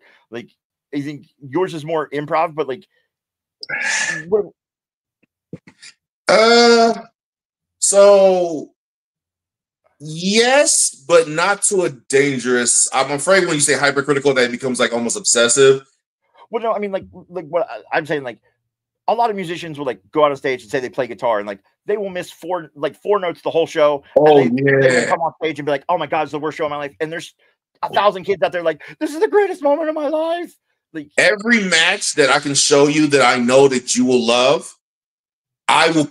In my head, I am pointing out everything that I could have done differently. Yeah, every single match. The Baker match, there are spots in there like, okay, I could have done this differently. I could have waited like 5 seconds right here. Ooh, what if we had done this? And yeah, that's what I think most artists like, when art forms are so subjective that like people go, oh my God, like I think I could have done that better. And so like every band I ever dealt with before they went on stage, I pull them aside and go, listen, hey guys, you guys are great. You're amazing. All I need you to do is go out there and do what you do. All you have to do is don't suck. And people are like, that seems kind of harsh. I'm like, it's not though. I don't need you to go out and be Queen. I just need you to go out. All these people are here to see you, or in some way are seeing you. So they want to be here. So just go out and give them what you do. Go vibe with them. Like, as long as all you don't go out and play the worst show and it all falls apart, like it's going to be it's going to be somebody's favorite show they've ever seen. Like, it doesn't matter you missed 4 notes in a hard song. Nobody cares. They've never heard you play it live like that, and they're not focusing on that. They're there for the art form. So just focus on that. Just go do what you do, and that's all you need to do. Like, so yeah. So with that, then no, we're not like down on ourselves so much about it. But after every match, we think about literally after a match, the rest will get back there and they clap and dap up. You okay? I'm okay. Cool. Hey. So for this scene, man, I was thinking, but we didn't say nothing, and I know what you was at. It's literally just 20 minutes of them breaking down everything they could have done differently for the next match. But that's how the art form grows. You know what I'm saying? So the next time, like, you're more prepared. Like, just to say, like, even with football players or anything like that, after the game, you're like, oh, dude, if I'd have cut on this one coverage, like, exactly. But then the next time they see that, they do that, and you're like, oh, see that we're making something better every time. And that's the sort of thing. That's why I think constructive criticism, especially between artists that involve each other, like, is good. It's like, listen, if we can better the art form, like, it's only going to get better. We're only making each other better. It's the iron sharpens iron type of thing. Like, you know, like, it's so cool. Like, that's a very cool thing. So, like, give me, okay, since we've like done that kind of crazy thing, give me one like crazy, like, taken back, like, bad story. Bad taken back. Well, I mean, not bad. Like, you know, like people say horror stories. Like, people are like, oh wow, that is. Ooh. I got one that I don't really care. I don't really care. You don't have to name any names if you don't want to. Like, it's fine. Like, oh no, fuck the person who was a part of it, or who was running it. So there was some good with the bad. Okay. The bad is this person. There's something that happens, and if you ever pay attention to wrestling, around this time of year is tax season. Everyone wants to be a promoter, so everyone gets the tax returns. They buy a ring and they promote something, or they say they're going to have a show. And then 9 times out of 10, you can kind of smell when it's not really going to happen. Right, the follow through is not there. Yeah, this was one of the ones where it felt really promising. They unfortunately got 2 people that are kind of name worthy in our community, in the wrestling community, to co-sign for them, and then left them high and dry. And that's kind of where it was. It was a show at like a VFW in an hour out of Columbus. That's all I remember. Please don't say Marion. Huh? I said, please don't say Marion. Oh no. That's where I live. Well, the VFW out there, and we knew it was going to be a shit show. We kind of, as soon as all the workers got there and we saw that it was a 6-sided ring, which is like the TNA, which for TNA was cool. But anyone who had it outside of TNA, their ring was shit. Right, like, yeah, this is not going to be great. Yeah. And we got there, and the person that was running it was not there. He said he got stuck at the airport and blah, blah, blah, blah, blah. We ended up as a group pretty much just saying, fuck it. We're not doing the show. We apologize to the fans because half the stuff that was supposed to be here is not here. This is not us. Our shows that we co-sign on and actually advertise for, they're going to be here and here and here. But yeah, I stole a stop sign. A couple other people have turnbuckles. I think one person has the ring mat. Oh, the whole because if you don't pay wrestlers, they will get their money back. Hey, absolutely. There's one that's kind of famous in the wrestling circles, and there's a bunch of these stories, but there's one because there was like names on it. In Canada, Congo Kong was on the show, but he did not touch anything. Raven was on the show, but he did not take anything. And there were other wrestlers that were on the show. But the reason I'm bringing their names up because they were actually interviewed. So if you want to Google, you can look at this. But essentially, same thing. Promoter, collect the money. Promoter was counting the money and then left during like the semi-main event. Right. So like right before everybody's like, okay, we're about to get paid. All of a sudden he's nowhere. Yep. And he said he'll be back. He did come back and they had the show. And then at the end of the show, I forget who, but I think if it hasn't been taken out, I think it's still on YouTube somewhere. Raven's in the middle of the ring telling the fans what happened and telling the wrestlers, all right, he paid for this ring. Everyone get what you think is worth it. That's so awesome. The people who have certain parts of turnbuckles and ropes and connectors from that show. Okay. I get it. It's kind of like an oof moment. Like listen, every part of the entertainment industry, I think, is like that. And like, I don't know why you would not pay giant men who obviously could hurt you if they wanted to. Like, you know what I'm saying? Like, you guys are athletes, like, and most of you are not small. You know what I'm saying? Like, I'm a big dude. That's how I made the one way like people felt safe with me on tour was like, Tony's a big dude. He obviously is not gonna put up with people's shit. And I'm like, yeah, like we're not leaving here without getting paid. I don't care. There's a cash register somewhere. Like, fucking, we're gonna get paid. Like, you know what I'm saying? Like, I could just blackball them and we can move on, but fuck that. We want our money. So, there's a show. This is an oh my, but it has nothing to do with the actual wrestling itself. There was a paid show because you have people like you have for performance to get people that just pay for your band to come out. Doesn't have really to do, but it's more so just for them. It was a paid show in Indiana. It was supposed to be a fundraiser for this girl. It's always usually corporate shows that are like that. And we was all cool, like, all right, cool. We like Indiana. Some of us don't, but most of us like Indiana, and we was cool. And we get there, and the person that paid for it, he's a dick. And he put himself over in the main event against our champion. Which, again, okay, you pay for it, fine, whatever. I'm getting paid all the same. The part that made me and my tag partner say, fuck it, and then ask everyone, do we want to come back here, is because during his open promo, to which, first and foremost, he's telling us we got to stick to our times. He goes 15 minutes over, and he gets what is known as cheap heat. So he's looking at a little girl who is currently bald and telling her, you don't have cancer. Stop lying to these people. You don't got. Me and my partner just calmly looking around like, anybody want to come back here?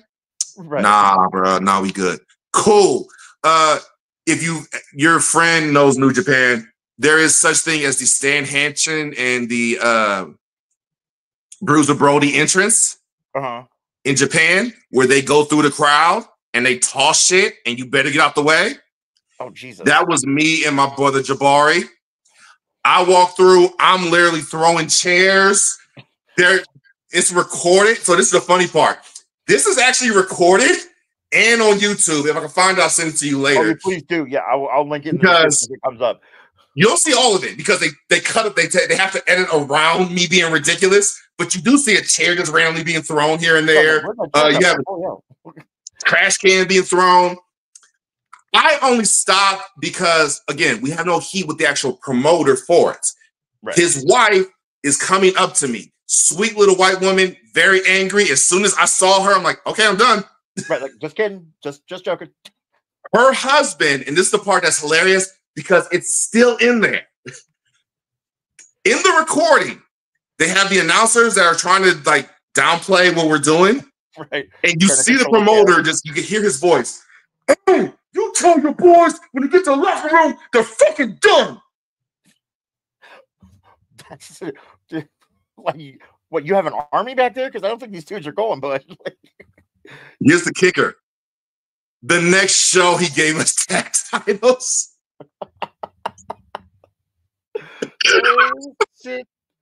That's awesome, dude. I get it. That's like a horror story, but that's funny. Like this people are ridiculous. Like that's just fucking shit. And we never came back. That school does not want wrestling at all, thanks to us. We put a dent in their floor. But the promotion has nothing to do with it. I made sure that, like, hey, who's responsible for this? That guy? Cool. Right. No more. Yep.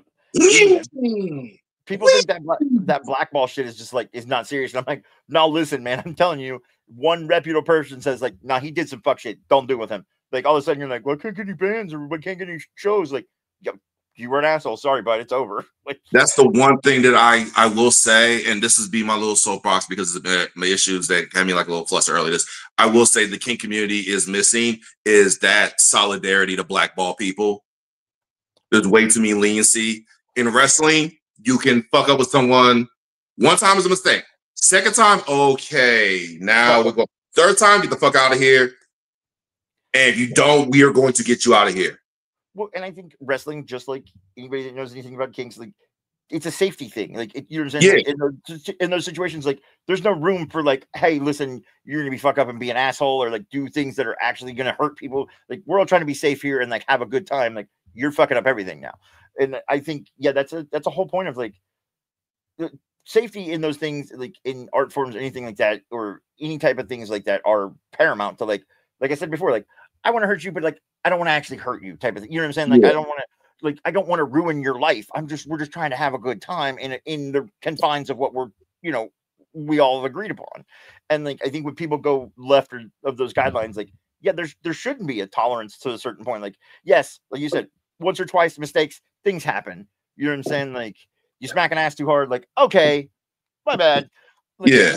Like I'm not actually trying to like make you have trauma and go to therapy over it. That's crazy. But I'm hearing, and I'm not going to name who they are because I'm giving them time for this current situation. Okay. I will name, if I don't get adequate information, I will name drop everyone that's involved. But it's one of the things where I'm hearing, certain events where they'll allow 5 infractions, or one person said 10 was considered extreme, and that some people are way laxer. I'm like, yo. So I get what you're trying to say because we're all new and like there's no real, there is training, but there's no like actual school for kink. We got to kind of do this on the low. But at the same time, you're telling me I can hurt 10 people before I'm not allowed here? Right. That seems a bridge too far for me. Even then, it's at that place. So I can still go to Dayton and fuck up. I can go to Cleveland. I can go to Tennessee. In wrestling, you fuck up, you're not going to any reputable show. Yep. You are only doing backyard mud shows. Yep. And listen, I had one person not pay me one time, and I said, you know what? Watch this. And I called the dude who taught me everything, and I called the president of the regular. I said, listen, man, tell everybody. I don't care. This dude's nobody. Tell him, I swear to God, I don't want to see this dude ever have another band play for him, even at his daughter's quinceañera in 20 years. He better not have a local band playing for him. And that dude changed course in the music industry and went to a different job. Like, you know what I'm saying? I'm like, that's what it needs to be. Yeah, because I think there needs to be, in all things, more solidarity, communication, and like, like if there are people that are, obviously you're going to encounter people who are bad people in anything, like, then everybody should know. Like, everybody should stand by that and have some more guidelines where, like, listen, if we're here for people's safety, like, fun is fun, but safety is safety. And like, you can have monsters running around doing crazy shit. I'm tired of the post of, we don't want this person in our venue anymore. They are a bad person. But if you want to know who they are, you must DM me. Right. Yeah. At a certain point, it has to be information like, would slander. We're like, well, no, if somebody's doing fucked up things, tell the people they're doing fucked up things. Right. Don't name the victim, but yes, if you found that the person did a wrong thing, this person, it is on them and how they respond to it. But we have a right to hold people's names to the fire. I feel like in this stay in time, we would not name Jeffrey Dahmer. Yeah, no, like you would have to. He went through kinks. Like he went through swinger clubs and leather bars and stuff to find his victims. Yeah, no, that's great. That's a good thing, good amalgamation of like, yeah, no, listen, this person is drilling holes in people's heads and trying to make them sex zombies, but like DM me for their name. Like, fuck you, no, make posters, put it on a billboard. Yeah. Holy shit. Like that's what I'm saying. Like you can't have actual monsters running around with and like keep that information. Like people at that point are like remiss in their duties of like, listen, like you have a duty just like anything else to tell people that their safety is in jeopardy. Yeah, and I get, so there's a part of this where it's done in the dark, there's hearsay. Cool.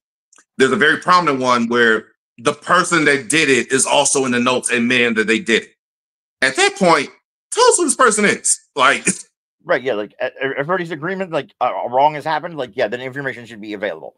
So like I get there is some nuance to like, okay, if it happened at your home and you're telling me because they're off at the play party, like, what else happened here? What were more context? What evidence can you give me? I get that. I'm not victim blaming or anything, but I also am giving organizations an out.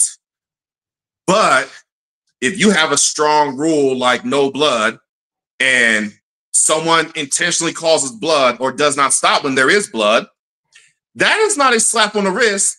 To my brain, that is they're directly saying fuck you to your organization. Right. Why are we being nice to them? Right, you're actually causing. I mean, like, in that, like that sort of situation, like you're causing actual trauma, like that sort of thing, like can really affect somebody's life adversely. So, like, why are we? That you get the whole community shut down in the county of Franklin, right? But we want to protect the person that's going to jeopardize this entire thing. Cool. Yeah, no, I get where you're coming from, and like in anything like that, like it's anything where like trauma or injury is very prevalent. Like you absolutely have to. You know, I think you have a duty to like, you know, really protect your brother and sister. You know what I'm saying? Like protect your people. Like, you know, like in the music industry, like I only take issue with people and tell people about shitty people because like I don't want them to be in danger. Like, you know what I'm saying? Like you could be around this person and they could fucking really hurt you in some way. Like, don't do that. Like, you know what I'm saying? Like, and certain stuff is hearsay. Like I'm sure in the music industry, the Diddy stuff for a lot of people, because I'm sure not everyone's invited to the Diddy party. A lot of that was hearsay. So it's like, okay, I'm gonna play it a little easy, but I don't really want to fully nix them because I didn't see it for myself. When there's evidence, why are we protecting people? Right. Well, listen, that's why you have people like 50 Cent who I would never pick a fight with because that man's got too much time and keeps receipts. Like he can come up with some shit like out of the blue. So like that sort of thing where it's like, I respect that man for that because that man's just out there like, oh yeah, hold on, I got you. I got the videotape. Like, whoa, what? Like, you know what I'm saying? That sort of thing. Like, there is a lot of hearsay in the music industry and like in any industry. I think like cancel culture to me has become like a whole thing where it's like there are people that deserve to be canceled, yes, because they've done heinous things and whatever. But like, there are also situations where like there may, you know, like context things like that where like maybe that didn't happen, but like people jump to such conclusions sometimes where it's like, whew, that seems a bit like, it's not like, you know, let's not go too fast too quickly. You know what I'm saying? Like, but you should be cautious as well in your own, you know, deciding of what happened and didn't happen. Cancel culture probably did its best work in wrestling. I can't think of too many that everyone knew about and are still. I can't think of anything right off the top of my head. Huh? I can't think of anything right off the top of my head, but I'm sure I would love to hear which ones. So I can't think of anyone who needs to get out, but that are still in. Because even we got Vince McMahon the hell out of here. But I will, to get more lighthearted, to get off of the serious subject, I will say I hate the fact that cancel culture canceled a lot of entertaining parts of wrestling. That's true. He is a piece of shit. He does not deserve anything. Michael Elgin could beat someone's ass. I hate the fact that I can't fully endorse his matches anymore. Joey Ryan, the boss plex is hilarious. And doing a suplex with his feet, like because he did the that's hilarious. Why did he have to be a creep in real life? Right. Like I get it. I get it. Like, yeah. So I mean, yeah, we can move on to funner subjects like so you said earlier that you're a whiskey drinker, right? Uh-huh. What give me a couple of whiskeys that you really like, because everybody varies differently, but I think a lot of things you can tell a lot of things about people, like the whiskey they like and stuff. So I prefer the more complex ones. So I like scotches, especially the stereotypical scotches. So like your Glenfiddichs, your Wars. Not so much. I mean, they're more of like the less smoky. I like the real peaty smoky. I'm like the War's like special reserve though. It's been like okay. Like you know what I'm saying. To me, if I drink a scotch and you tell me it's not aged more than 12 years, like what are we even talking about? It depends on how it's aged, because scotch, absolutely, it has to have years behind it. It's just sitting there for like the first 4 and 5. Yeah. But I also like rye whiskeys. So my favorite right now that I always get a bottle of, and I asked for my birthday, was Wild Turkey 101 rye. Wow, that Wild Turkey's got some shit going on there. Yeah. I like that brand. That's a good brand. WBC. Who else? What else do I regularly drink? Just because it's cheap, I can get a liter of mellow corn for like $10 in certain places. But it's bottled in bond, so I know that even though it's cheap, it's still quality. There you go. That's what I'm saying. Like sometimes like expensive's not always like a sign of quality. Like there can be cheaper stuff that's like a sign of quality. Like I really like bourbons. Like, and to me, like I'm telling you, like it sounds kind of basic, but like Maker's Mark and Coca-Cola, it's a gift from the heavens. I swear to you. Like, and I don't even drink. I haven't drank in years, but like not because like I had a problem with it, just it hasn't come up, and like I could take it or leave it. But like, man, that had a cold Maker's Mark and Coke, just like, oh god, so good. Like that, like sort of thing. Or like, I'm not a big fan of like, I like scotches. Like I do like the more complex things. Like I'm not a big fan of tequila. Like if I had to drink tequila, there's Sammy Hagar's Cabo Wabo tequila. Like sounds kind of tacky, but like it's a bit expensive. But man, people talk about Patron, but I'm like, that shit was like, it's not even, it's like really good scotch. It's not even like being drunk. It's like you're super alert. Be like, I think I'm hammered right now, but I know everything that's going on. This is crazy. Like I tell people, that's why, you know what? That's why spies drink scotch, because they're not hammered. They're super alert. They're just drinking scotch and having a good time. Oh. So that reminds me of another wrestling story. There is a shout out to the 2-3 boys. They're probably not going to watch this, but probably not. But I hope they do. But shout out to Matt Taylor and Jimmy Shane, No Shane, Jimmy Shane, Crosshairs Kelly, Pat the Bruiser Hickey. Google them; they're all good people. You can see their name on the card. Go, you'll get your money's worth. Anyway, they came up with a thing known as Riot Punch. It is great. It is a gallon of water dumped out. In its place, a bottle of grain alcohol, 2 red Gatorades, 2 red Pedialytes, and then just fill it up enough for water to make up the rest of the space. That thing will get you tore up and get so awake. Listen, you're in the bar like, I cannot walk a straight line, but I can read everything. The addition of Pedialyte is so chef's kiss, because it's like, I'm so hydrated but so drunk. That was so dangerous. And the reason why they did is because we would have like fair shows, which is like back-to-back days. Right. But because we're in a different town and we're going to be there and there's rats, we're going to go out. Like, we're not going to go and then like come back to the hotel and play cards. Like, no, we're going out to bars. We got to be able to give it each time. So you would take that and you come and your body is hurting, but like your brain is still able to put on a good show. Still locked in. You're just not going as hard as you did the first night. And then by night 3, it's the Bully Busick match You're doing a whole bunch of stupid shit. Night 3 is when my large self and Matt Taylor's like 5'5", 150-pound self are having a super kick challenge. That's awesome. That's awesome. I mean, I guess so. Wrestling, you did like a lot. I'm sure not like touring like musicians do, but you did a lot of out of town stuff. And like I know that they talk about like to do wrestling, like it's like touring like a musician, where like you're on the road and stuff or whatever. Like what? Because I know it's not for everybody. Like I've toured a decent amount, and it's like being homeless, but like having fun. Like it's kind of just different towns every day, living in a van, like not down by the river or anything, but literally, what did you in your experience like? What was like your experience of like touring something like, or were you like just like hitting the weekend stuff and then home because you had a family? Like, so most of my stuff was weekends because I did have a regular day job. So like even my busiest one was probably like a 3-day shoots, Friday, Saturday, Sunday, or Saturday, Sunday, Monday. I would take a day off. But even then, I could still do. So my craziest one I've done, I did. Try to remember the route. Okay, I can't remember which one it was, but I went Tennessee Friday, back up Friday night into Sunday, took 2 hours sleep, went to Hocking Hills, left there, went home because I'm the benefit of being in Ohio is that you're so close, like you're like a hub city or a hub state. Crashed at someone's house and then went to Indiana for Sunday and then back. Wow. So overall sleep like maybe 5 hours.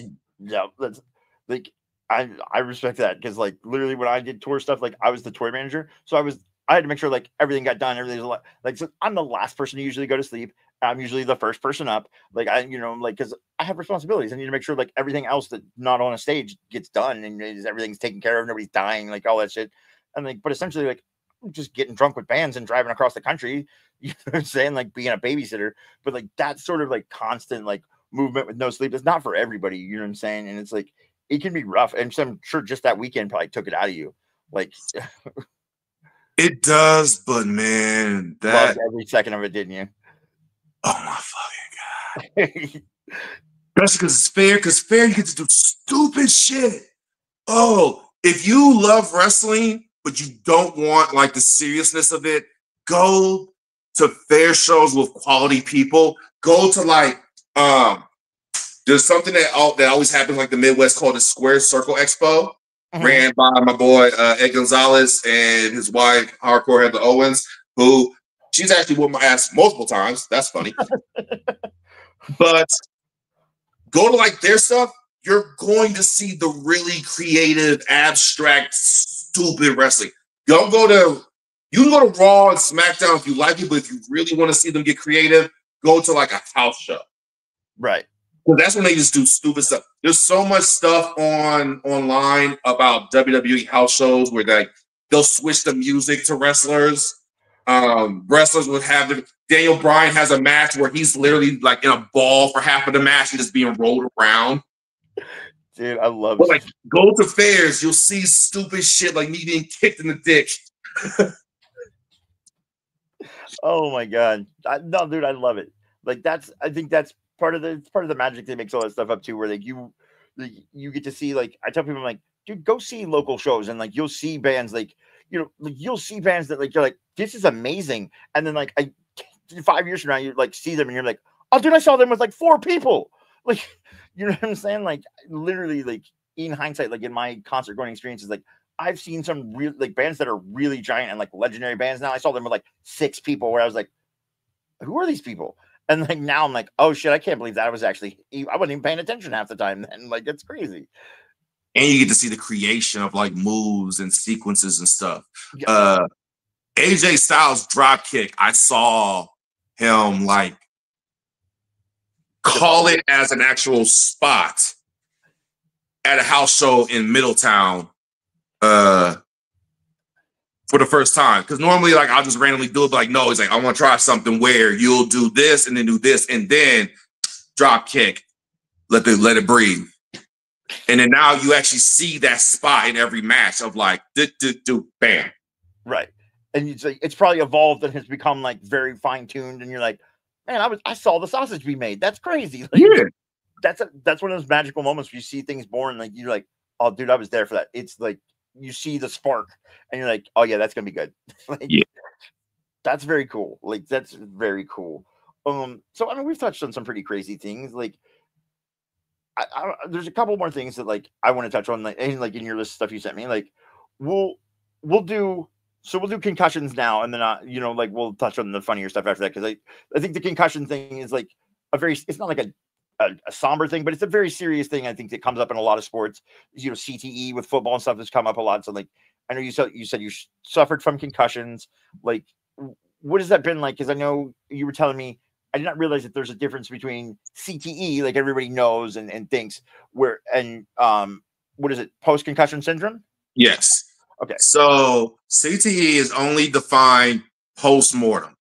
Anything prior to that is concussion, post-concussion syndrome, or other acronyms. I have what's known as post-concussion syndrome, which is essentially I show symptoms of a recent concussion, and because I've had so many, the half-life is now longer. So the first time you get, sorry, it might be like a day, maybe, but your brain kind of recovers. I've had low ball, and it's only because I don't remember all of them. I've had low ball 35. Holy shit. Yeah. And that is so the very first one I remember was when I was like 10. I went sledding with my cousins, and I walked the wrong way, wasn't paying attention. They had slid, and like the ice moved into my horrible accident. I apparently got hit, flipped, unconscious. I got hit at the bottom of the hill. I woke up at the top of the hill. Ooh, that was my first one. That was 10. I've done pee-wee football, high school wrestling. I've done professional wrestling, and then there's like avenues of levels of self-harm in there as well that I have no problem talking about. But yeah, it's where I'm at now, and this is why I'm not preachy, but very much protect your brain, protect your head, because my body cannot do extreme senses. Right. And I definitely cannot do a fluctuation of extreme senses. So what I mean by this is if it's extremely hot, or if it's extremely cold, if it's extremely loud, or if it is actually very quiet, different sensations and stuff like that, they all trigger my actual brain and can cause it to either give me a headache or my brain can't shut down. The way I point to people is everyone else's brain is like brand new, fresh off the market. My operating system is stuck on Windows 95. Oof. Yeah. I felt that comp. Like, I feel it. Like it's obviously has adversely affected your life. Like, is there like any very serious thing? I mean, I think it's very serious that people are very cognitive, especially of brain injuries and things like that, because I've had a traumatic brain injury, and like recovering from it, like the first couple months, like literally I couldn't remember my daughter's name at one point. It's tattooed on my arm where I can see it. Like, and I couldn't just pull up that information. And like, as a person who like has a brain that works pretty quickly, like it scared me. Like, oh, whoa, like I got to do something to try to heal this. And I think people need to be more cognitive of that. So like, what type of things have like post concussion syndrome? Like, since you said that half-life is longer, like, what are some of the things that like adversely affect your life? So what you said, literally, so first and foremost, I'm not going to remember. We've been talking long enough that essentially, if the more senses are linked to a memory, the better I'm able to remember it. If we just have a passing conversation, I'm not going to remember it 5 minutes from there, literally. If we had like an in-depth conversation, I might remember the fact that we talked, but I may not remember what we talked about. There are moments of my life. My daughter is a cheerleader. She had her first cheer performance like a month ago. Very proud of her. She got a big ass ring for it and everything. Good for her. But I drove down there. I rode back. The only thing of that day is because I now have to train my brain when I feel I'm getting too overstimulated to only focus on certain things if I want to remember it. The only thing I remember is her. I don't remember who all was there with us. I know I rode with people. I think I rode with my mom and her husband and drove them. Don't ask me that. There's been entire conversations where if I did not physically bring something back from that conversation, I don't remember it ever happening. I've had like, and this is the part before I accepted it. There's been like dope, deep conversations I've had with people where they will come back to me like, hey, man, 5 cents and a quarter, man. You remember that? Like, not at all. I'm so sorry because I feel like we bonded there and we had a moment and it's gone for me. Gone. So gone. I cannot do heat. There is a kink event called Twisted Tryst that sounds very fun. It's a camping event. I cannot go because I can only be there for like 5 minutes and I will faint and my brain would just shut down. And yeah. I feel like I got heat stroke when I was younger, like playing like golf out in Utah somewhere, traveling with my family. And like ever since then, like now if I get too hot, like I get physically like, and it's not even like heat stroke hot. Like if I just get like a bit where I'm like, oh, it's warm in here. Like my stomach starts to crunch up. I'm like, oh God, my whole body's shutting down. This is horrible. Like, yeah. So I get it how like those sort of things can like compound and just form triggers where your body's like, nope, we're not doing that again. I cannot walk and talk anymore. Or I can walk and talk. I cannot walk, talk, and do something. Right. So if you want to have a conversation with me while I'm cooking, no, we cannot do it. You want to have a conversation while I'm driving? If it's an open road, sure. If I have to pay attention, shut the hell up. It's multi. I can't do physical jobs with multiple components anymore. Post wrestling, I tried to work at Sheesh just for the holidays, just to pick up some extra money for my daughter. And I went to, first day was cool. Second day, they added a little bit more, but it was okay, cool. The third day, I'm trying to make a sandwich. I'm listening to the fries, and someone asked me a question, and they literally saw my eyes go blank. I moved, and then I rebooted, and they was like, "You need to stop," because that was scary as fuck. I don't know what just happened there, but like we're gonna shut all this down for a second. Like, you're gonna sit down. No. Yeah. No, I get it. Like, so has it caused? I know CTE and stuff like that is linked to mental health issues. You know what I'm saying? Like you see football players like Antonio Brown like doing crazy shit now, and you're like, maybe he's always been crazy, but maybe always it's been affected too. Like, or like wrestling. Who's the one wrestler? Chris Benoit. That's it. I always want to say Chris Jericho, and it's wrong. I don't want to slander that man's name. So like, yeah, Chris Benoit. That's just a very sad situation. Like, have you had any mental health issues that have like obviously? Yes, and because I just found out early, I don't know what's already been there because I've always been an eccentric kid, and what part has been exaggerated because of the mental health. I do know that I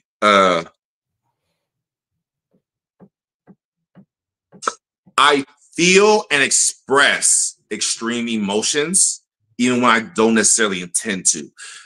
Nothing on a level of like caution or anything, but just, and people may hear it if depending on how this is balanced and whatnot. I just get real loud out of nowhere, and I don't even notice that I'm doing it. Right. So I literally have a rule at work of like, hey, if I get too loud, you could tell me to shut the fuck up. It's not rude. I am giving you the permission because you have to work with me too, and I can't control this. So I'm sorry. You asked me a question. I forgot how we got there. Huh? But I said I'm a big proponent of mental health stuff. So like I have dealt with a lot of it myself, and I didn't find out about. I didn't think I had anything until I found out later on in life, like in my 30s, like, oh yeah, you're not just eccentric. You actually have mental health issues that can be dealt with. And so like, I always try to like talk to people, and like, it seems like you're very cognizant somewhat of like the issues that you have and how to like kind of deal with them. Which I think is good, especially given, you know, the kind of the stigma that head injuries and traumatic brain injuries get with certain people. Cause like, I think most people only hear like the horrible stories, like the Chris Benoit stories or whatever, like that get linked to CTE and stuff. Whereas like there are times where people can recognize that and kind of deal with them and manage their lives where they're not out like doing extreme crazy things. And the reason why we have Chris Benoit is because there's not a lot of information and a lot of comfort to discuss it. Like, it's okay to say that you're neurospicy. And that's like a universal term, like, oh, I'm a little quirky and whatnot. But then it's like,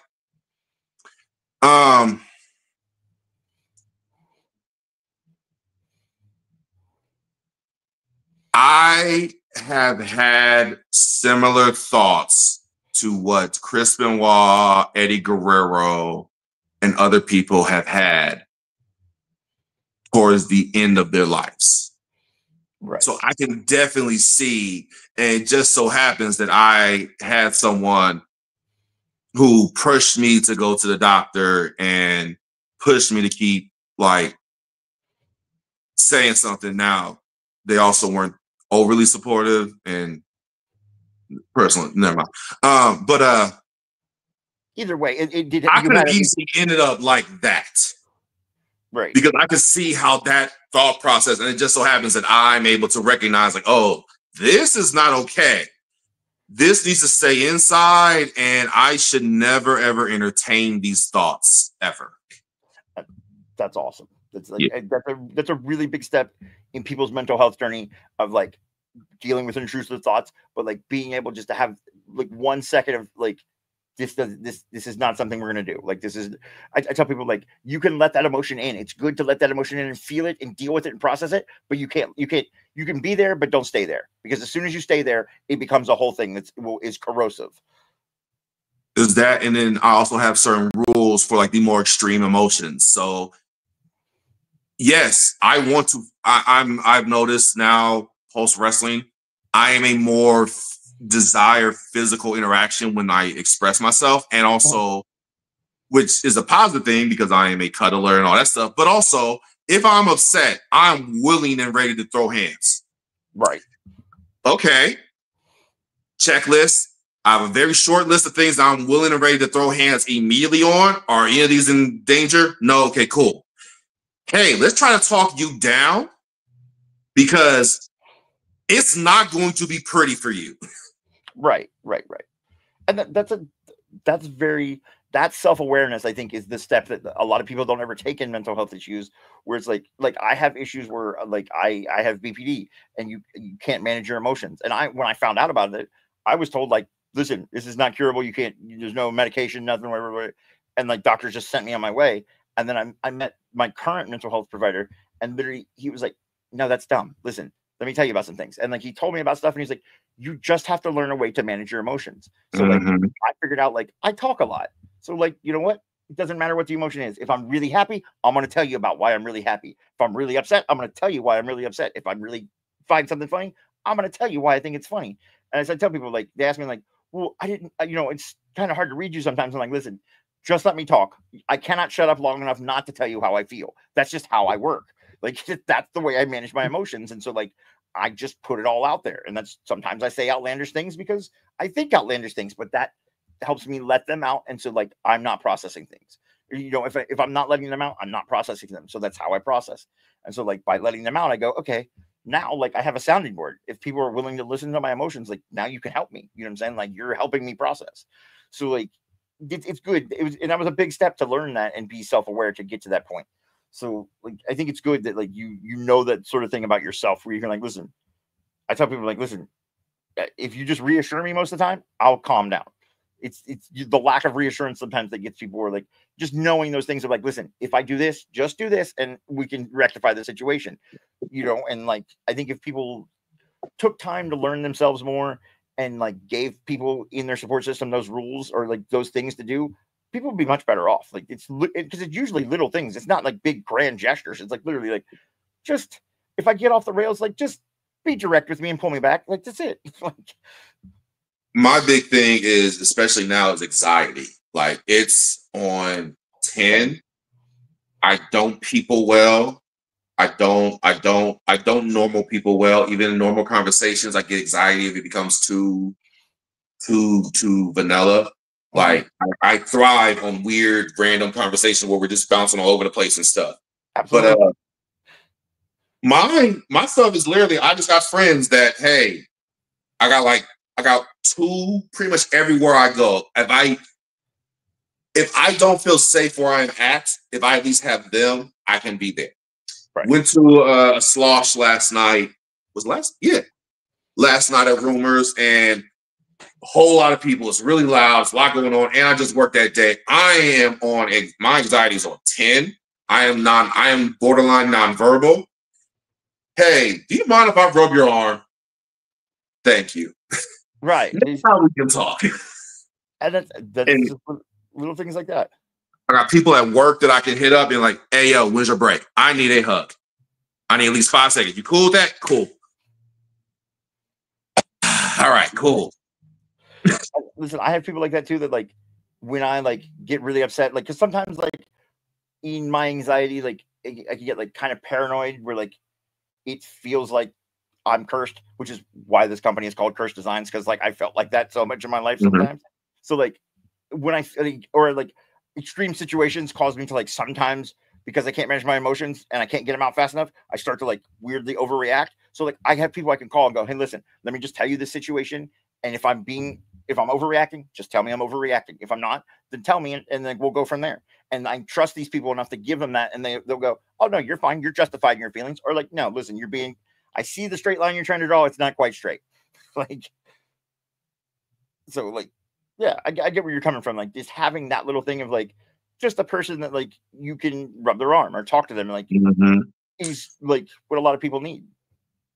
I learned through so I'm going through the process of divorce, and I'm not going to say anything negative about my wife because we both have faults, but I have to entertain other people, and I've learned that if you just talk to me and hold my hand, I'm going to process whatever you have to say a whole lot better than if there's distance.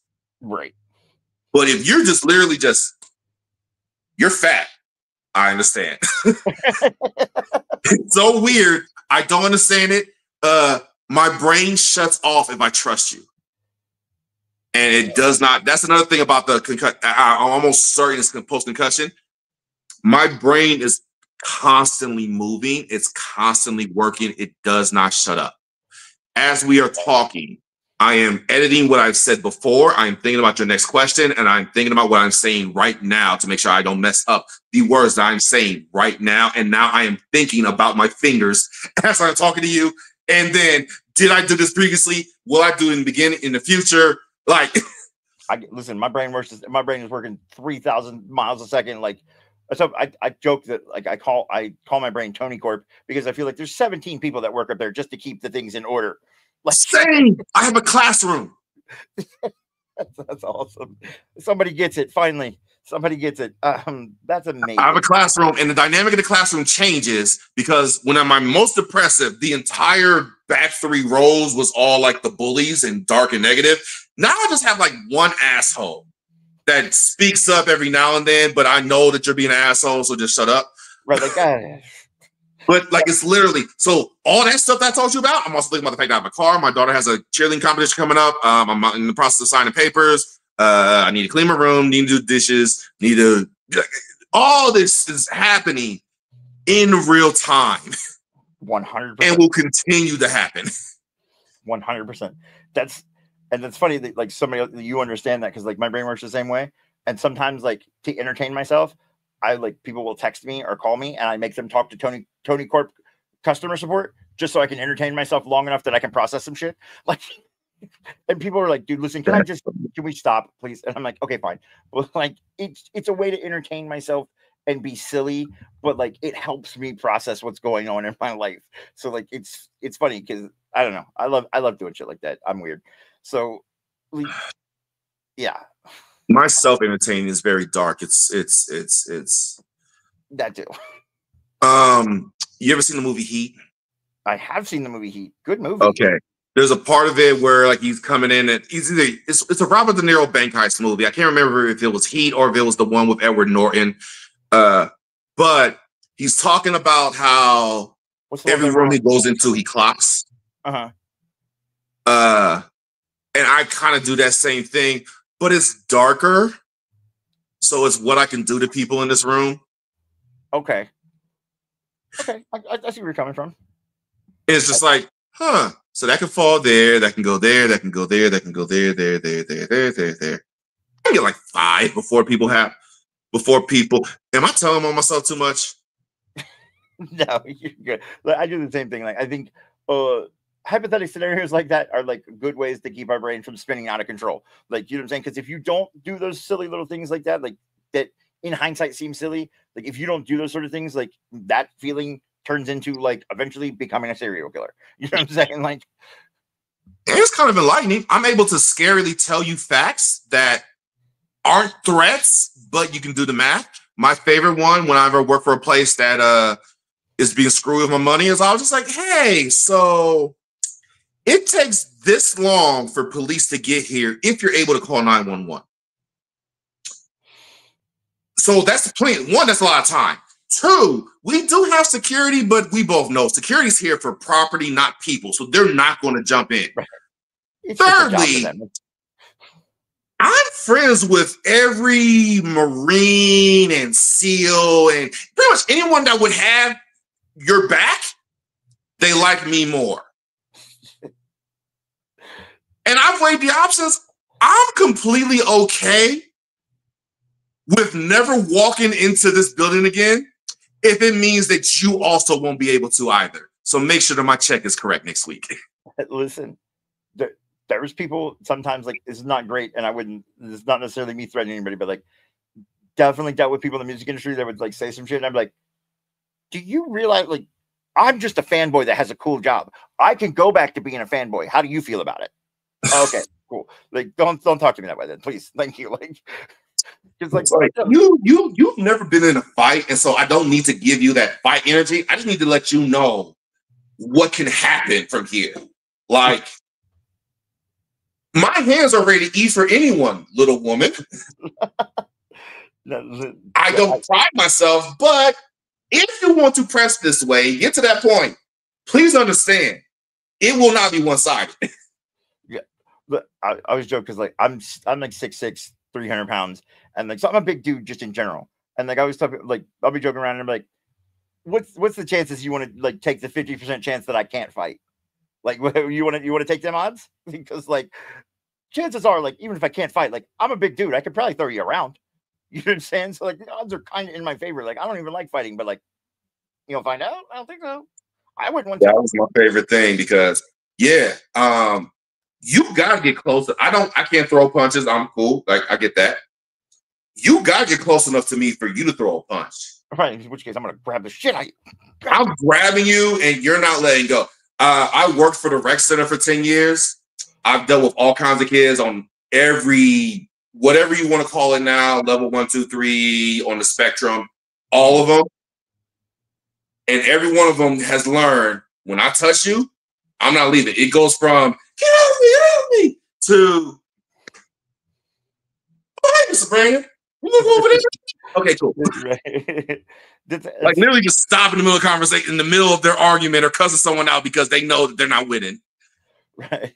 It's always funny. Like every time, like so I'll help somebody up or something, like or like I'll like grab something and move something. Something like they'll be like, "Oh my god, you're really strong." I'm like, I'm a really big person. Like, what do you think the chances of me being weak is? Like, if I'm this big and weak, like that seems like a personal problem. Like, I'm just like, I'm a big dude. I played sports. Like, you know what I'm saying? I grew up like as an athlete. Like, of course, like I'm just retaining that strength. You know what I'm saying? It's just like you don't get to be this tall. And like, I mean, maybe if I weighed like 140 pounds and I was 6'6", okay, maybe I'm not that strong. You know, but like, I'm a chubby 6'6" dude. Like, I obviously should have a little bit of power. So like, I get it. Like, it's like I don't even use it like in a way like it's harmful. It's just like, well, yeah, obviously, like if I would need to move something, like I can move something. Like, it's funny the perceptions of people, I think.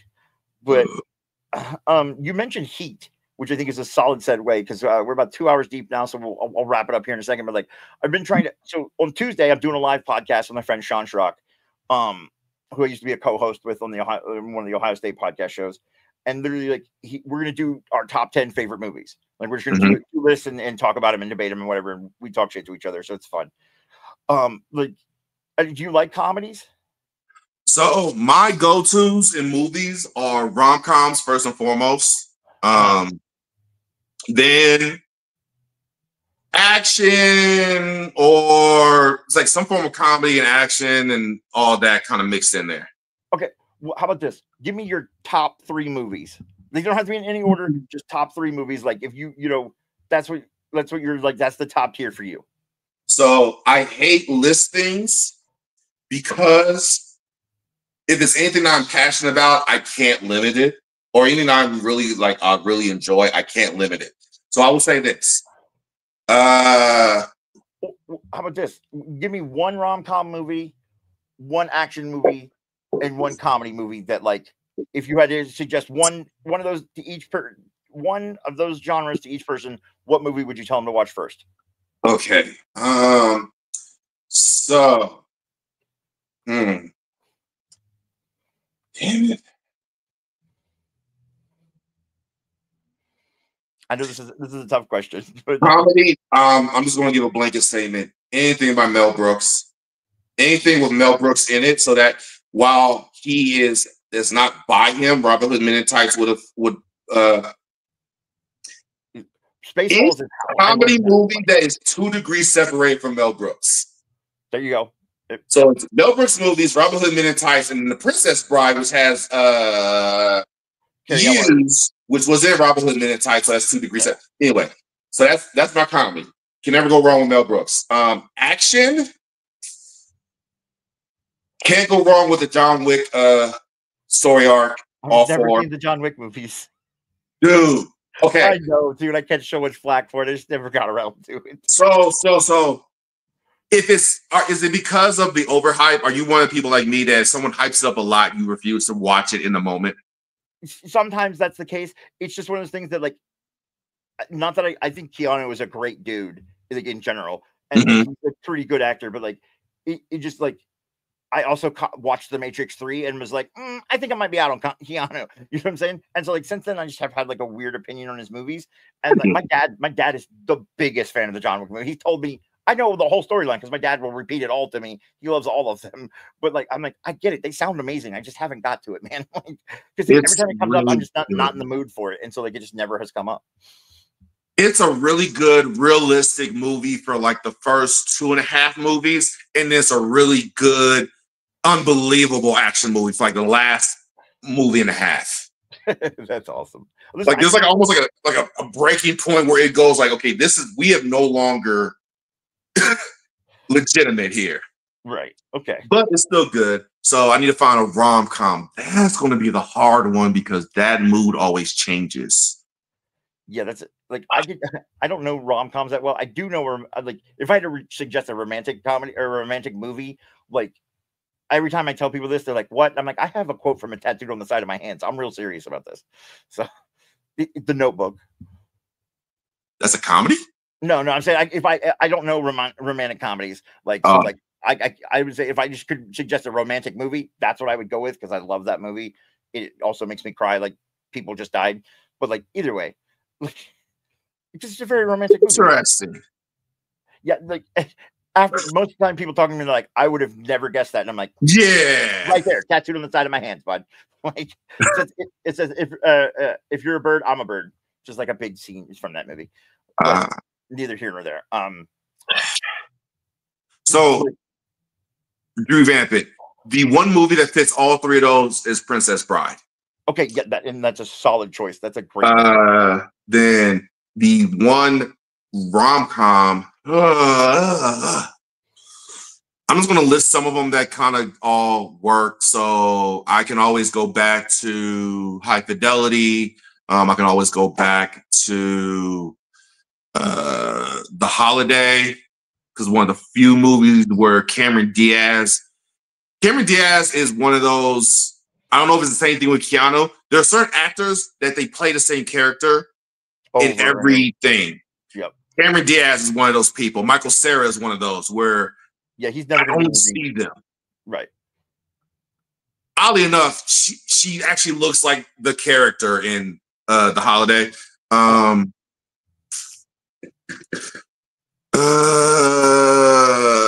There's a couple of other good ones in there that just aren't coming to mind right now.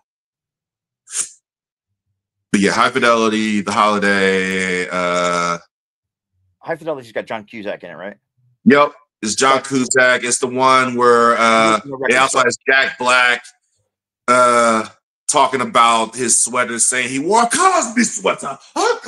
It's the one where where you see him dancing to was it Dropping on Sunshine or something like that? Yeah. So yeah, like I remember the movie. But yeah, I'm a big John Cusack fan, so like I always remember the John Cusack movies. He's great. So no, that's awesome. Like you said, Mel Brooks, like Spaceballs is literally, I can remember growing up and watching Spaceballs and getting more and more jokes in it. I can remember the day that I got the last joke and I was like, oh, no way, dude. Like, and I had like conquered the video game or something. And like, that's where my comedy prowess comes from, is Mel Brooks movies. So you said, I'm like, oh, a man after my own heart, like for real. And The Princess Bride's a great movie. The action movies is tough. Like, I'm not like a giant fan of action movies. I'm trying to think, like, man, I don't know. Like, I don't watch a whole lot of action movies. So like for a long time though, like Saving Private Ryan is an amazing movie. Like, I think this, I'm a big proponent of like cinematography too and stuff or whatever. Like, God, I'm really not a super action fan. So like, I don't have a great amalgamation for like what would be great on that one. I mean, if you wanted to get crazy, like Star Wars movies, like, I mean, your list. I'm not personally. If you tell me that's what you like, then I'm not going to judge what you like. I may not like it, but I mean, yeah. The Empire Strikes Back's kind of got action in it. Like, and to me, The Empire Strikes Back is a top tier movie in the beginning. Like, the rest of the Star Wars movies, like, I can take or leave. But I think you should watch The Empire Strikes Back, even as a standalone movie. Which one is that? That's not the first one, is it? No, the first one's A New Hope. The second one is The Empire Strikes Back. It's got Boba Fett in it, which I have tattooed on my hand. Like, yeah, this is the Boba Fett movie. Lando Calrissian, the second Death Star blows up. It's before the Ewoks, but not the first movie. Where Luke loses his hand. It's the I Am Your Father movie. Yeah. I hate how Boba Fett became popular. He's the baddest man in the universe. I don't care what anybody says. I thought he is when you rewrite history. Listen, okay, the Sarlacc thing. The lamest heroic deaths in all of Star Wars. Listen, when somebody told me like no, they wrote that Boba Fett crawled out of the Sarlacc, and I was like, who are they? So I can burn down their house. Oh my God, no, don't do that. Like, but like in his standalone, in that point of the universe, like he was the baddest man in the universe. But like, yeah, when they kind of resurrected him for a money play, like, okay, I mean, I'm gonna watch it. Obviously, it's Boba Fett, but like, I'm not gonna be happy about it sometimes. Like, oh no, it's like everyone before all the rewriting of lore is the first moment I saw that I was like, that show's king. Yeah. Yeah, I get it. I get it. Like, yeah, like I get it. Like, it's one of those things that like happened with Beetlejuice. Like, have you seen like Beetlejuice is my favorite movie? I know it's kind of a weird pick, but like it's a great movie. But like the second one, I was so excited for it. We waited 36 years for a second Beetlejuice, and then I've seen it exactly one time, and I am still seething mad about everything in that movie. Like every choice that made in that movie is not okay. Like, I hate everything that Sony and Fox has to do with the word mutant. Except for Deadpool and Wolverine, right? Is that Sony? No, that's not. That's what I'm saying. Marvel bought Sony and Fox, because it's small to anyone who does not know, but because these things are important to me, they matter to the world. The fact that Professor X can roll right past Juggernaut, and Juggernaut has a plane, he doesn't even grimace. Right. And his brother that he wants to kill? Yeah. It's like, all right, man. Or even worse, Colossus, who's from Poland, has a Brooklyn accent. Okay. Yeah, no, listen, the X-Men is like a disappointment of disappointments. Like literally, like when they got to Days of Future Past, I was like, what is this? And everybody's like, that's pretty cool. I'm like, that's not even a comic storyline. That's some made up Hollywood bullshit. I'm not going. Like, there's 2 Professor X's, and no, I'm cool. I'm out. Like, and then after that, I was out all the way. But like, I was always in protest of the X-Men because like we don't have Gambit. Like, we don't have the best X-Men there. You've got to be kidding me. I'm not buying it. He's my favorite. Him and Cable are my two favorite things to do with the X-Men. Otherwise, like, meh.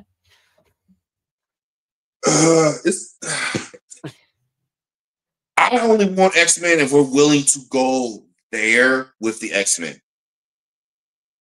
I want X-Men to be what Stan Lee was having the X-Men for, which is an allegory for racism. Right.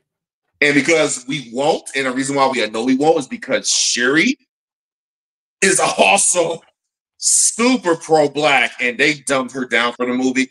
But for that, I get, because that was a knee-jerk change. She wasn't supposed to be the Black Panther. I get that. I get the whole Dark Knight Rises, because that entire movie was rewritten in a matter of a year. Rewritten and shot. Cool. I actually like The Dark Knight Rises. I don't care what anybody has to say about it. Huh? I actually like The Dark Knight Rises, but like, I'm a Tom Hardy fan. But what most people don't understand is that like Christopher Nolan took Bane, who is just like a jacked up luchador wrestler, essentially, with like in the comics, and like made him interesting in like brought the interesting part. Yeah, like Kevin Feige bet, like, because I still believe Kevin Feige was so deep in Marvel money that he was like drunk in a bar and was like, give me any Marvel comic, I'll make it popular. And somebody said Guardians of the Galaxy, which was, if you know anything about the Guardians of the Galaxy comics, it was not a popular comic and was not really super popular in his day. Like, to take it and make it as popular as he did, I was like, dude, he made the Raccoon comic that popular? That's crazy. Made it so that they are some of the most heart-wrenching movies. I have an ongoing debate with all of my nerd friends. And maybe have you seen all three? What? All three of the Guardian movies? Absolutely. I have a Baby Groot tattooed on my shin. So yeah. What is heavier, the end of 2 or the whole of 3?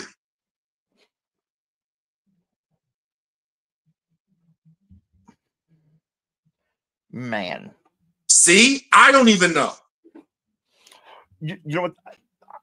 I'll counter that point with that, which is going to be outside like these threes. Like, well, wait, now, what was the end of 2?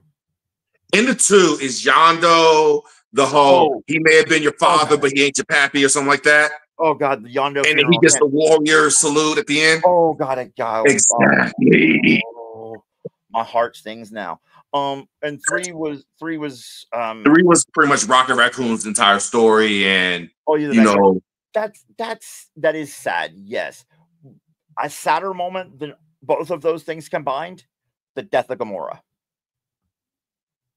When Thanos throws Gamora in Infinity War, when Thanos sacrifices her and throws her off the cliff, I bawled like my kids had just died. Like, it was horrible.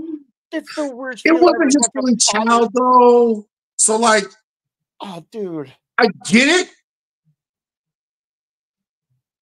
but I would have cried more for the robot, because the robot actually wanted to be his daughter. No, listen, Nebula is still very sad too. Like Nebula, he does it to Nebula, that would have hurt me a whole lot more. Yeah, but man, he threw Gamora off there, and like that was like the triggering moment in Infinity War. Was like, as soon as I was like starting to calm down and the tears were starting to run dry about Gamora, like all of a sudden people started to disappear, and I was like, "What is happening?" Like that was rough. Yeah, that's another part I didn't like, because you like the girl, cool. You're gonna throw away the rest of the world for one girl that chronologically you probably known maybe a handful of years. Yeah, no, it's not like a great premise. Like it really isn't. Like, I don't know. Like those movies are great. Like, and I don't think we needed 23 movies to get to the Avengers Assemble moment. But boy, the fact that it took that long to get there, and when they all assemble, Niagara Falls every time. Yeah, like, that was the biggest nerd payoff in a long time. Just that. In fact, I know the pressure for that scene was like, I bet it was so high. They looked at every detail. Like, if nothing else about this movie, this scene right here in Endgame, no, it's Endgame or Infinity War. Yeah, it was Endgame.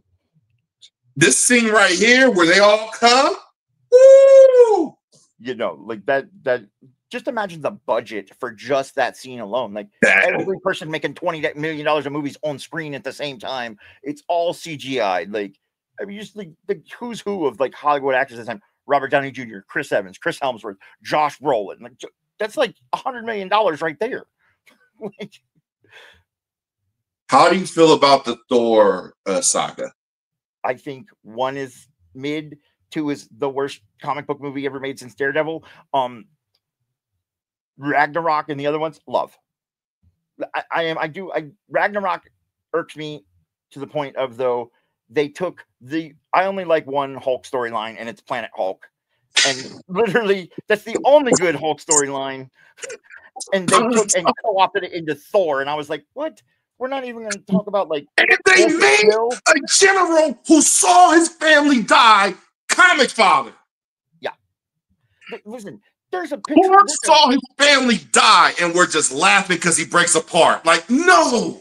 Yeah, listen, literally, and the biggest thing that I hate about that movie is, like, when they're sculpting the heads on the side of the building in the one place, where they do where Thor fights Hulk, the arena, and they've got all the big faces on the outside, and they're working on Hulk's face. Like, Bullfish Bill's face is out there, and like they don't mention that dude one time in that movie. And if you don't know who he is, like, you just have to Google it. Bullfish Bill, like the other champion of the arena, that like who like jacked up Thor and a bunch of comics. Like, like, how are you gonna put that dude's face 50 stories high and not mention him one time? We didn't need this story arc. We could have literally had Thor find Hulk somewhere and they got back. We did not need to bastardize that story. Yeah, they really buddy comedy that up, which I'm not mad about, but like, don't take we've all been waiting for Planet Hulk, and they have now just like torn it to shreds. Like, now the new Captain America movie, like, there's a Red Hulk. Like, I don't even care now. I want to see a Red Hulk first time. Bastardize Hulk. Yeah, and I'm not a Hulk fan, so now I'm really out on Hulk. Like, who do you think is the better Hulk out of all the Hulks that, like, all the way back to Lou Ferrigno to Mark Ruffalo, everything in there. Ed Norton, Eric Bana. I can't believe he was the Hulk. That's awesome. So,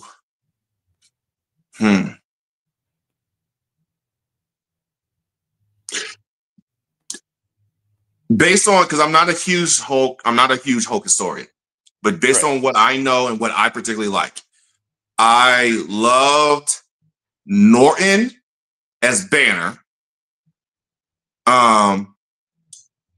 And I loved Ruffalo's first Avengers Hulk. When it was more, because his first one was like an extension of Norton. Because like they even found him off in an obscure area and stuff like that. But then after that, that's when it became like he becomes a bitch and Hulk doesn't want to come out and all that other stupid shit. Yeah, the Edward Norton movie is a good standalone movie, but like, in the basis of writing comic book movies, it's like before they kind of learned how to write them correctly. Yeah. Like, it was a bit too serious. Like, it was DC kind of serious where people were like, wait, this is what I expected. And I love Edward Norton as an actor, but I think Mark Ruffalo overall is the best Hulk. But I'm kind of pissed about the Professor Hulk thing that they just used that up in game. Like, I get it's a good plot device, good for you, but like, come on, bro. Like, don't do that. Poor Professor Hulk, dude. You gotta put him in the machine that hurt him. Like, listen, Tony wore the God-killing armor in the comics. To be fair, like, you know what I'm saying? Like, but now we're putting Hulk in the Hulkbuster. Right. This is what I'm saying. Like, I don't know. They made some weird choices in some of those movies that like nerds are dying on hills over. But like, I get it. And like, I thought Endgame was probably the best one that they had done up until Deadpool and Wolverine. And Deadpool and Wolverine is just nerd payoff after nerd payoff. And I'm so I still have not seen. I gotta find where it's streaming and get and watch it. Oh, please do. And let me know when you do, because like, it's life changing the amount of like amazing payoffs that is in that movie. Ryan Reynolds, is the nerd king for real. Oh yeah, absolutely. Like his version of Deadpool too. Deadpool, I think, ruined how comic book movies are viewed because like the same way Deadpool ruined comics the way they're viewed because like that breaking the fourth wall and that humor is like, no, that's what I want all the time. Like I want Deadpool all the time because it's hilarious. Like, but it's still a superhero movie. You know what I'm saying? Like, I think that they got. I really like where they're going because as much as King the Conqueror and Jonathan Majors is a phenomenal actor, that's like a backstep from Thanos in terms of widespread knowledge base. Like everyone has seen Thanos, Galactus, Doctor Doom. Those kind of all make sense, and we have some kind of reference point of how they could be the big bad and all that stuff. I think there's like a little bit too much heavy lifting for Kang. Yeah. I'm really excited to see where they go. The Doctor Doom thing, I think they could have got to quicker because I get the Kang thing was in there, but like that's obviously a misstep. Like it's like having the Flashpoint paradox and then just like not doing anything about it. Like you know what I'm saying? Like they literally just like, oh, we're just gonna let this run its course. Like, well, no. Like, and I think the Doctor Doom thing is the eventual tying up of the multiverse that they should have done like 5 years ago. So they wanted to try and they wanted to give RDJ plus he needed a break. Like he put the Marvel universe on his back. Listen, that I Am Iron Man click. Woo, buddy, that's a good one too. Man, that moment where it's like, and then it flashes to, and you're like, wait, is he dead? No, he didn't. He didn't die. Oh my God, no. Like that realization of like, oh no, that's what we got all the Avengers and we got Avengers Assemble, and now we took out the oh no, like yeah, that's listen, that whole thing where that whole holding out the one finger thing was like, oh no, this isn't about to happen. Oh no, that's amazing though. Like it's an amazing piece of writing, and like good on Marvel for like. I think their writing is obviously they got a lead on DC just because of like they figured it out first. But don't get me wrong, like my two favorite storylines in any comic book are still DC based, and I'll die on that hill too. What are they? Crisis on Infinite Earths. Okay. Nobody will talk me out of that one, and the Flashpoint Paradox, which are they're mildly connected. So I can do that. I can't remember. I can't. It's either Infinite Crisis or Identity Crisis, but it's like right after one of the Crisis on Infinite Earth or right before. But it's like one of the more. It's like a second or third tier story arc. Where it's about like Elastic Man's spouse gets murdered. Yeah, and I know what you're talking about. It's in, isn't it part of the Crisis on Infinite Earth series? Like just as a yeah, okay, yep. But it's like its own standalone. It's like you don't have to watch. You don't even have to. You just kind of be knowledgeable, but you can actually like read this part and just get the whole story out of it. Yeah, I forget what it's called, but I have read it. Yeah, because like there's a bunch of offshoots of like each Crisis, where they fold each Earth into it. Like there's side storylines of like, well, this is going to happen now, and this is going to happen. So like the way I like DC, not so much for the story, but there's always a page that gets me. And it's always early on. So I want to say that's one of the first 5 pages of him, the husband, being called up, and you can see he's holding his body together, and you can see him literally like decompress and become like elastic poop, just breaking down. Like, oh, yeah. That this is one that I've always used for my depression. Frank Miller's Dark Knight Returns, Book 1, Panel 1. Listen, is that where he's driving the car? Yes, that's what I was about to bring up. I swear to God, that's what I was about to bring up. What are his friends? Man, Frank Miller is the GOAT. Fucking, this would be an awesome way to die. Yep, dude. I tell people but not for Batman, and he saves his life. Oh my, dude, I'm telling you, that panel, like I'm like, you never read any comic book panels. You should really look at that panel and just breathe it in and what is about that, like what that sparks. It's crazy. Cause oh my, and that literally, cause what's weird is I had very like major depression where there's only been times in my life where I wanted to die and count on my hand, but every day I was okay with dying. So that scene I've had on the freeway a lot. Like a literal scene of I'm driving, there's a turn, I can go right over this cliff right now. But not today. Not today. I'm telling you, like that level of hope is like the whole basis of Batman. Like, you know, I'm not the superhero the city needs or wants. I'm the superhero the city needs. That sort of thing of like, I don't like this job, but I'm going to do it because it has to be done. Like, proving to Superman that, hey, I can whoop your ass. I tell people, I'm like, they give me flack about liking that movie. I'm like, to be fair, you should go read that comic. Like, Dark Knight Rises #4, like Batman versus Superman. Like, I'm like, go like read them panels. Like, Batman gets out on Superman so hard. There's no like it's. I think they all realize like, oh shit, like Batman is for real. Like, he's not just a billionaire playboy. Like, he fucked some shit up. It's how they got to it that I don't like. Okay, I can see that. Because you mean to tell me that's the first time someone said your mama's name? First of all, the part about that makes sense is the fact that he has unresolved trauma because Crime Alley, where his parents died, is still a piece of shit. Right. That's my biggest complaint against Bruce Wayne. If anyone wants to battle with me, you need to explain why that is a thing before you say anything else about positive about Batman. Right. I also think it's lazy writing that both of your biggest superheroes in your franchise, their mother's name's Martha. Like, come on, guys. I get it was the 50s, but like, can we get a not a straight line to those things? Like, I hate the fact that it could be Martha. That's fine. Why is he breaking down? Your mom's been dead.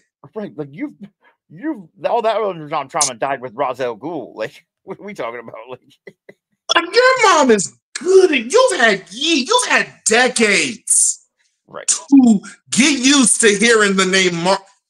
So you never met Martha Stewart as a billionaire? Right. Come on, yeah. You and Martha Stewart were homies for sure, definitely. I get it. Yeah.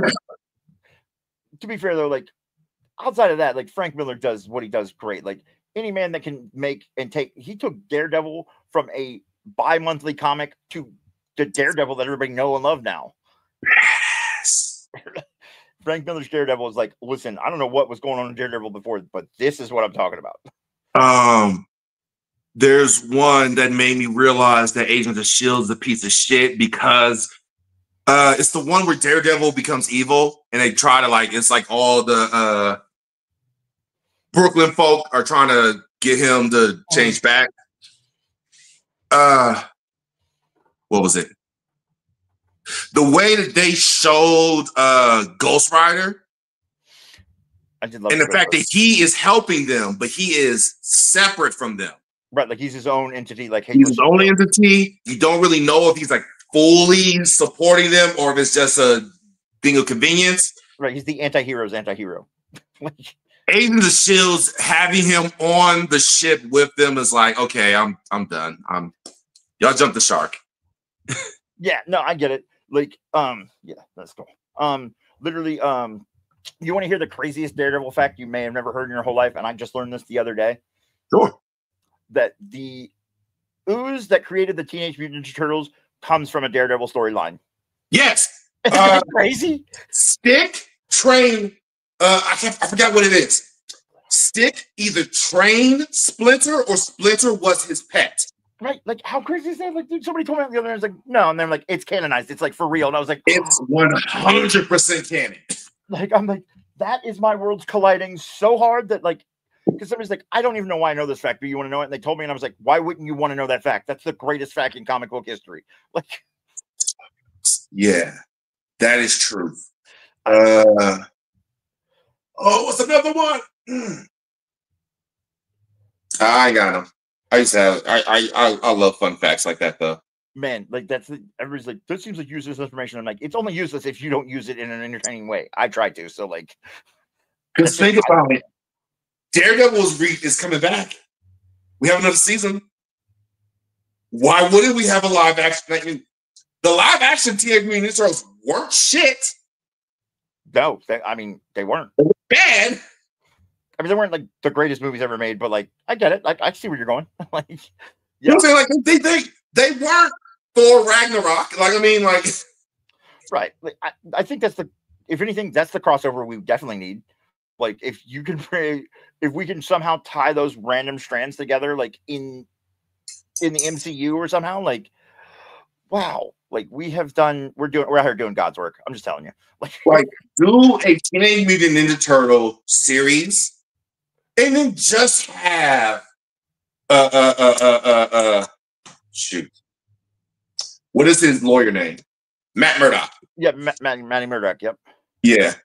Just have Matt Murdock defend them for one episode. Right. Just for great sex. Just like, hey. Just like, what was the one time? Was it a Spider-Man movie? One of the recent Spider-Man movies where Matty Murdock makes an appearance? Like, No Way Home. Yeah.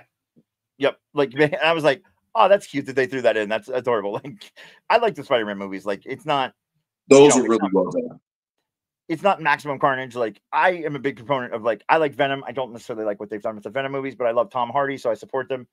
But like, I haven't seen the newest one, but I heard the newest one involves all the symbiotes, and I'm like, cool. We've been waiting for like 10 movies for this because my favorite symbiote is Lasher, and everybody's like, who the fuck is that? And I was like, I'm gonna need you to Google the symbiotes for me and like come back and holler at me when you find Lasher. Like, so like, I love the symbiotes. So that's like one of my favorite. If I had to pick like a favorite Marvel character, it's gonna be Lasher, probably because like it's a weird one. But like the symbiote storyline is crazy. Yeah, the whole Spider universe within the Marvel universe is insane. Yeah, that's almost a bridge too far, but like, you know what I'm saying? Like the Maximum Carnage stuff and all the stuff they did with the symbiotes, I think like helps lead to like kind of the campiness of like some of the Spider-Man stuff too. So like, I'm pretty here for it. Like, I'm glad they're finally getting to Secret Wars though. I'm real here for that. I can't. And then another one that was mine that I loved was and this makes me hopeful again, the Dark Avengers. Because that has not been taken off of the list of movies to come. And now that we have evil RDJ, we can still make that happen. That's true. There is hope. There is, and they did the Thunderbolts. I mean, like, if you're gonna do the Thunderbolts, why not do the Dark Avengers? Like, come on. Like, but I want to. I'm weird. I love the extra dark parts of it. For sure. Like, you killed old boy's wife so that he can become like this extreme version of himself. Yeah, they were starting to run out of storylines. Like, listen, we're gonna have to go kind of DC dark here, guys. So like, buckle down. Oh yeah, I need some of that. If they can give me true Dark Avengers or something along that line, and I need some racist mutant. I need some racist mutant militancy. I want to see Avengers versus X-Men. That would be cool. Like, that would be cool. I could get behind that. Like, I want to see the start of where Scott Summers becomes cool finally. Is there ever that start? Huh? Is there ever that start? Not Stark. I'm sorry, not Stark. Scott. No, I'm saying, like, does Scott Summers ever actually become cool? Come on. Yeah. Oh no. Have you read AVX? No, I got out of it. Like, I got out of the like. There's certain things in comics that like I just have gotten out of because it's like I gave up on the X-Men a long time ago because I'm just a big Gambit fan and yeah. AVX is the start of Scott Summers becoming the anti-hero. Oh, okay. And he's like 10 toes on mutant kind. Okay. He shoots Professor Xavier in the chest. Just blast him. I might have to see that panel for sure. Oh no. Because there's some parts of it's like, it's a little bit extreme. Like, okay, how do we let this go on this long and all that stuff? But every scene where Scott Summers is talking down to like Wolverine, Magneto, Professor, everyone that has always told him like, "Hey, you wilding now. You need to calm down." All of those is just like, that's why I understand now why certain people like you. Okay, I could get behind that. I could get behind that. There's certain characters in like things that like I just like. Like DC has said like obviously their toes in the dark game for a long time. Like the Killing Joke was written in like the 70s, and like, that it's such a like people are like, I don't know. I'm like, dude, think about the ramifications of what happens in that comic book. Like he just shoots her and paralyzes her. Like what? Like, traumatizes and traumatizes her dad at the same time. Right. Like it's just there's nobody wins in that one. Like and it's they just like we're doing it. Like so they've embraced that, but like there's certain things with like the new 52 and stuff where I'm like, okay. Like when they've started to Marvel and DC have kind of started to revamp, but like the only thing they made cool like with the new stuff I think in DC is the fact that like they did the Lantern Corps because Green Lantern and Green Arrow like I don't even think should exist. Like they don't even have their own like one doesn't even have its own like villains. He just co-ops Batman villains, and the other one can be defeated by the color yellow, which I think is the dumbest device ever. And like ancient Green Lantern can be defeated by wood. So you're telling me with a number 2 pencil I can take both of them out? Get out of here. That's dumb. That's dumb. Like, but like the Lantern Corps, when they, you know what I'm saying, they put Batman as a Black Lantern. He's like, I'm not gonna kill him. He's like, no, you are. And like Batman like has to shoot people with guns and shit. I'm like, oh, it happened. Like it took 40 years, but like holy shit, we got it. Like that's why like in the Batman movies, if you don't know about that, like when he's like doing the like shooting guns at people and stuff, we're like Batman doesn't use guns, and I'm like, I can show you some comic book panels that would say otherwise, sir. Like it just took forever. So like I get behind that.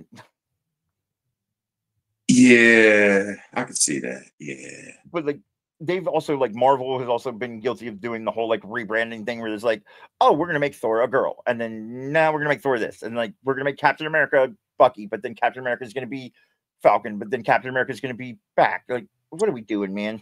That stuff is only okay with Spider-Man. Spider-Man was like the only area where you're allowed to play what if and just go off. Right. Because I don't know. All the other ones, nah. Yeah, like I told people when Endgame happened, I was like, I'm telling you, don't be surprised. Here's what's gonna happen. They're like, we're gonna get a girl Thor. They're gonna make Bucky Captain America because Captain America is gonna die. Like before Endgame even came out, I told everyone that. I'm like, and then they're gonna make Falcon it. They're probably gonna do a show. Like, and like all that shit came true, and they were like, how did you know that? And I'm like, because I read comic books. Like that shit's been around for 30 years.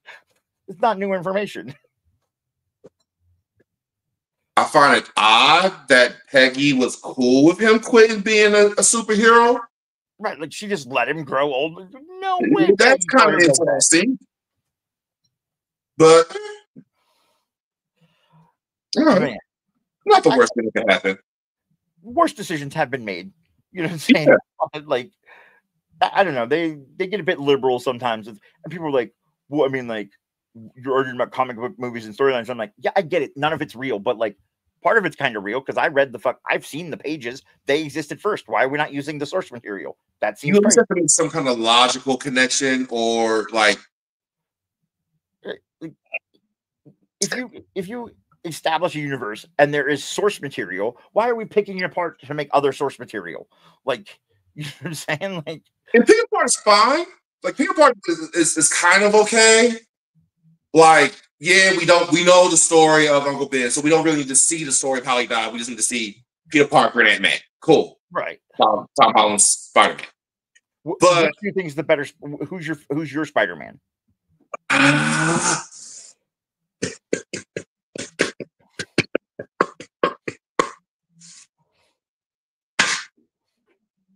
Tom is my Peter. Garfield is my Spider.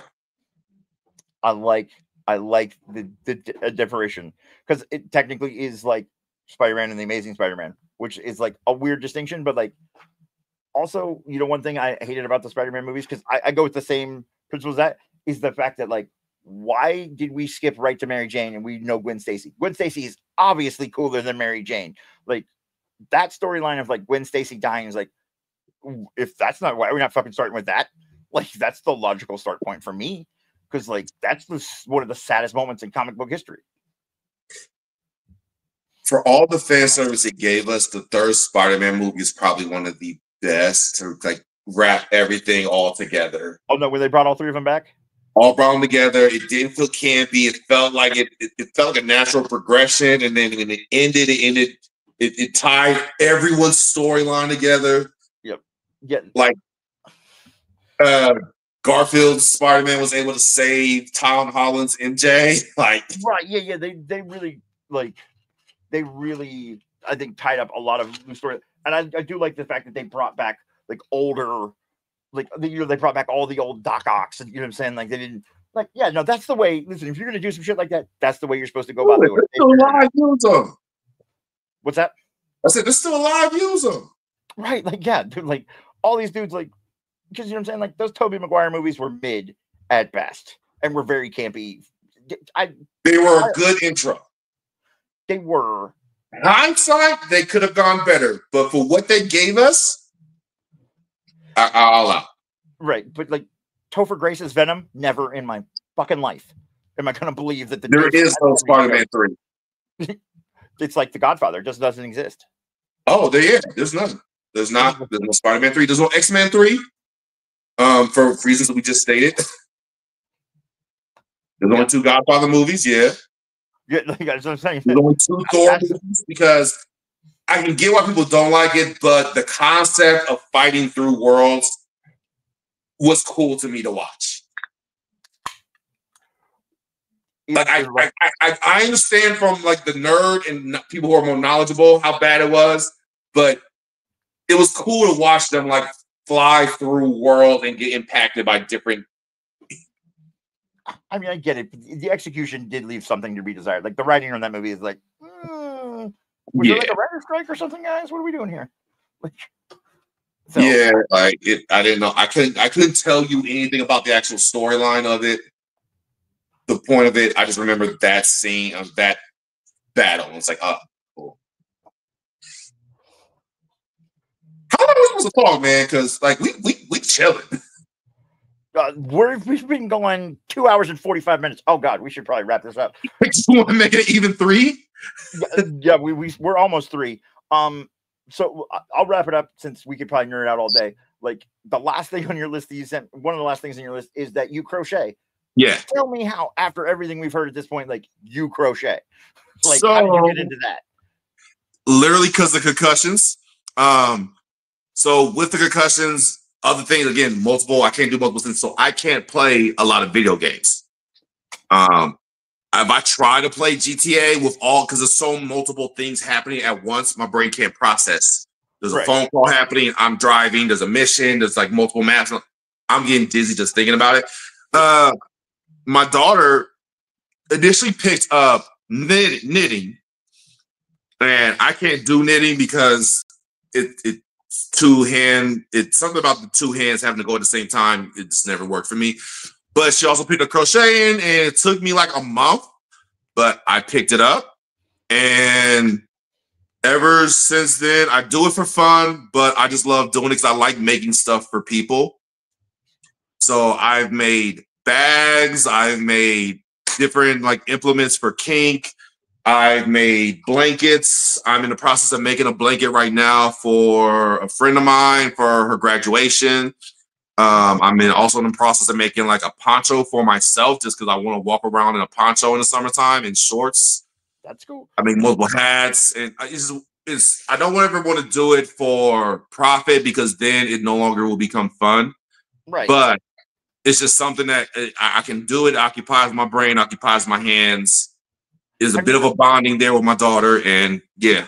That's cool. Have you ever cross-stitched? No. I have thought about it. I've gained interest in it, but I don't know anyone who does it, so I don't know how to start. My aunt does it. She's the one who just like to the side here was like, he should cross stitch because like she has a hand injury. Like she says hell. She says hi. But she has a hand injury. She's like, the 2 hands moving at the same time. Like she's like, it definitely works, it's like it's good. So like I can, hit me up, we'll talk afterwards and she can tell you and everything. So but yeah, that's very cool. Like I just thought it was like on your list. I was like reading all these random things, and I was like, and he crochets. Okay, we've got to talk about some shit. Like, it was a solid. Oh yeah, no, I love it for talking points. So this is going almost 3 hours. It's been amazing. I love that I met you in this way.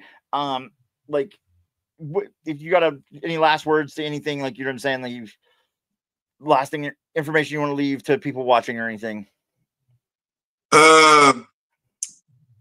Couple things that have been a key point in my life is, one, you always have choices. Everything you do is a choice. I don't care, is a choice. Even if it's a difficult choice, it's still a choice. If a gun's to your head, you're still choosing to live. Another thing is, it takes effort to dislike someone or something. It takes less effort to nothing people. Hate's exhausting. It is. So I either like people or I nothing them. And while nothing is a little bit darker, it is a lot less stressful for me, a lot less effort on me. And it's easier to come back from nothing than it is to be hateful. To get back from nothing, all you got to do is just be a decent person. There you go. And stop wasting so much energy on negative stuff. It's going to happen. You can use that energy so much more. Yeah. I agree. Yeah, man. It's been wonderful talking to you. Like, I think you have a positive message. Like, I think it's good that you're self-aware of the concussion issues from your wrestling days. And I think it's good that, like, you're self-aware of the mental health stuff. Like, I always tell people, like, it's okay to not be okay. And it's okay. It doesn't make you weak to ask for help. It's the strongest thing you can do in those situations, to ask for help. So anybody, definitely do that. And, you know, obviously check out all the random stuff we talked about, the pro wrestling stuff. I'm sure there's some wonderful videos. And if the one you can show me, you said there's, like, if it pops up, I'll link it because the whole show, and you can watch the whole show because you can see the beginning. You can actually see where he cusses, or not cuss, but yells at the girl. And then I'll give you the timestamp of where he's cussing in the background. Absolutely. So that'll be fun. And, you know, there's one piece of business that I did in the last show too. I don't know. Do you watch sports? I can watch. I don't know enough to talk it in detail. I have no clue what Tom Brady did last year. That's fair. But I can talk about it. Yeah, what's up? Well, I was on the last people did not care about sports, but I made it a point to, like, because I used to be on one of those Ohio State podcasts, and we won the national championship. And then right after that, I was not off of it. And this was supposed to be my year of, like, I get to dunk on anybody because people talk shit about Ohio State all the time. So I made this. You'll appreciate this. I made a championship belt for Ohio State. Like, I made that from scratch. Like, you have that physically? No, but it's a digital thing. But, like, we could probably get it made if need be. I know a person who can make that for you. I might do that because, like, look, I literally took a blank piece of metal and, like, carved that digitally. Ooh. Yeah. Yeah. This much detail, it won't. I mean, they can give you a decent price, but it won't be cheap. But if you really want that, like, I can put you on a couple people that will give it to you and do quality. Right. So, like, I'm gonna make it a point of every show. I'm gonna throw this up at the end so I can dunk on everybody and be like, "Oh, do you guys have this belt?" No. Okay, cool. Like, so. I mean, that's cool, but you lost against Michigan. I don't care. We're still the national champions. In the game which you weren't supposed, in the game that everyone thought y'all would win. Right. But you know what though? It's, you know what I formulated too. You brought up the Doctor Strange moment. That's the moment when we lost that game. I don't think we win the national championship if we don't lose that game in the Oregon game. And that moment to me is Doctor Strange going. I got you. It was more than factor. Ryan Day had been trying his whole career to assemble the Avengers, and he took that loss, and it hurt. I'm still depressed about it, deep in my heart. But, like, that was the one moment where somebody looked at him and said, and it all clicked, and we went out and the Avengers assembled. That makes sense. It was an embarrassing loss, though. Listen, I said at the beginning of that season, I said, this season is going to be like Endgame. It's going to be Ryan Day's been trying to form the Avengers, and, like, it hasn't been easy, and there's been a lot of losses, and it might be sad, but, like, I'm telling you, we're walking out of here with something at the end of the season, and we did. And so, like, that's my dunking on people because it was a magical season. I got to be a little bit closer to it, to be on the podcast and be involved every day for a year. And so, like, that's just my dunking on people at the end of the show because I can. Do it. Yeah, I tell people, like, I always tell people, like, it, you know, to take a line from Deadpool and Wolverine, like, when he meets Nice Boy, he said, it costs nothing to be nice. Like, it doesn't. Like, being nice to somebody, it's harder than being a piece of shit. But you know what? it makes you feel good. It's way more rewarding than any type of instant gratification to help somebody out, just to help somebody out. So tell people to do that, learn a lot, help disseminate the information to people correctly, and just, be a good person. And if somebody shouts out OH, yell IO back, and you're good with me. So that's all you need to do. So that's trying to live a simpler life. So either way, it was wonderful meeting you. And, I imagine we'll talk more because this has been wonderful. You're welcome back anytime. We can nerd out sometime and go real deep. I'm definitely down to come on again. We'll do our favorite comic storylines on a live sometime, let people debate it out. So, all right, man. So with that, I guess I already gave the final message. Wonderful meeting you. To the Horde. We'll see you later. See you probably Tuesday for the live. And guess we're out of here. Peace out.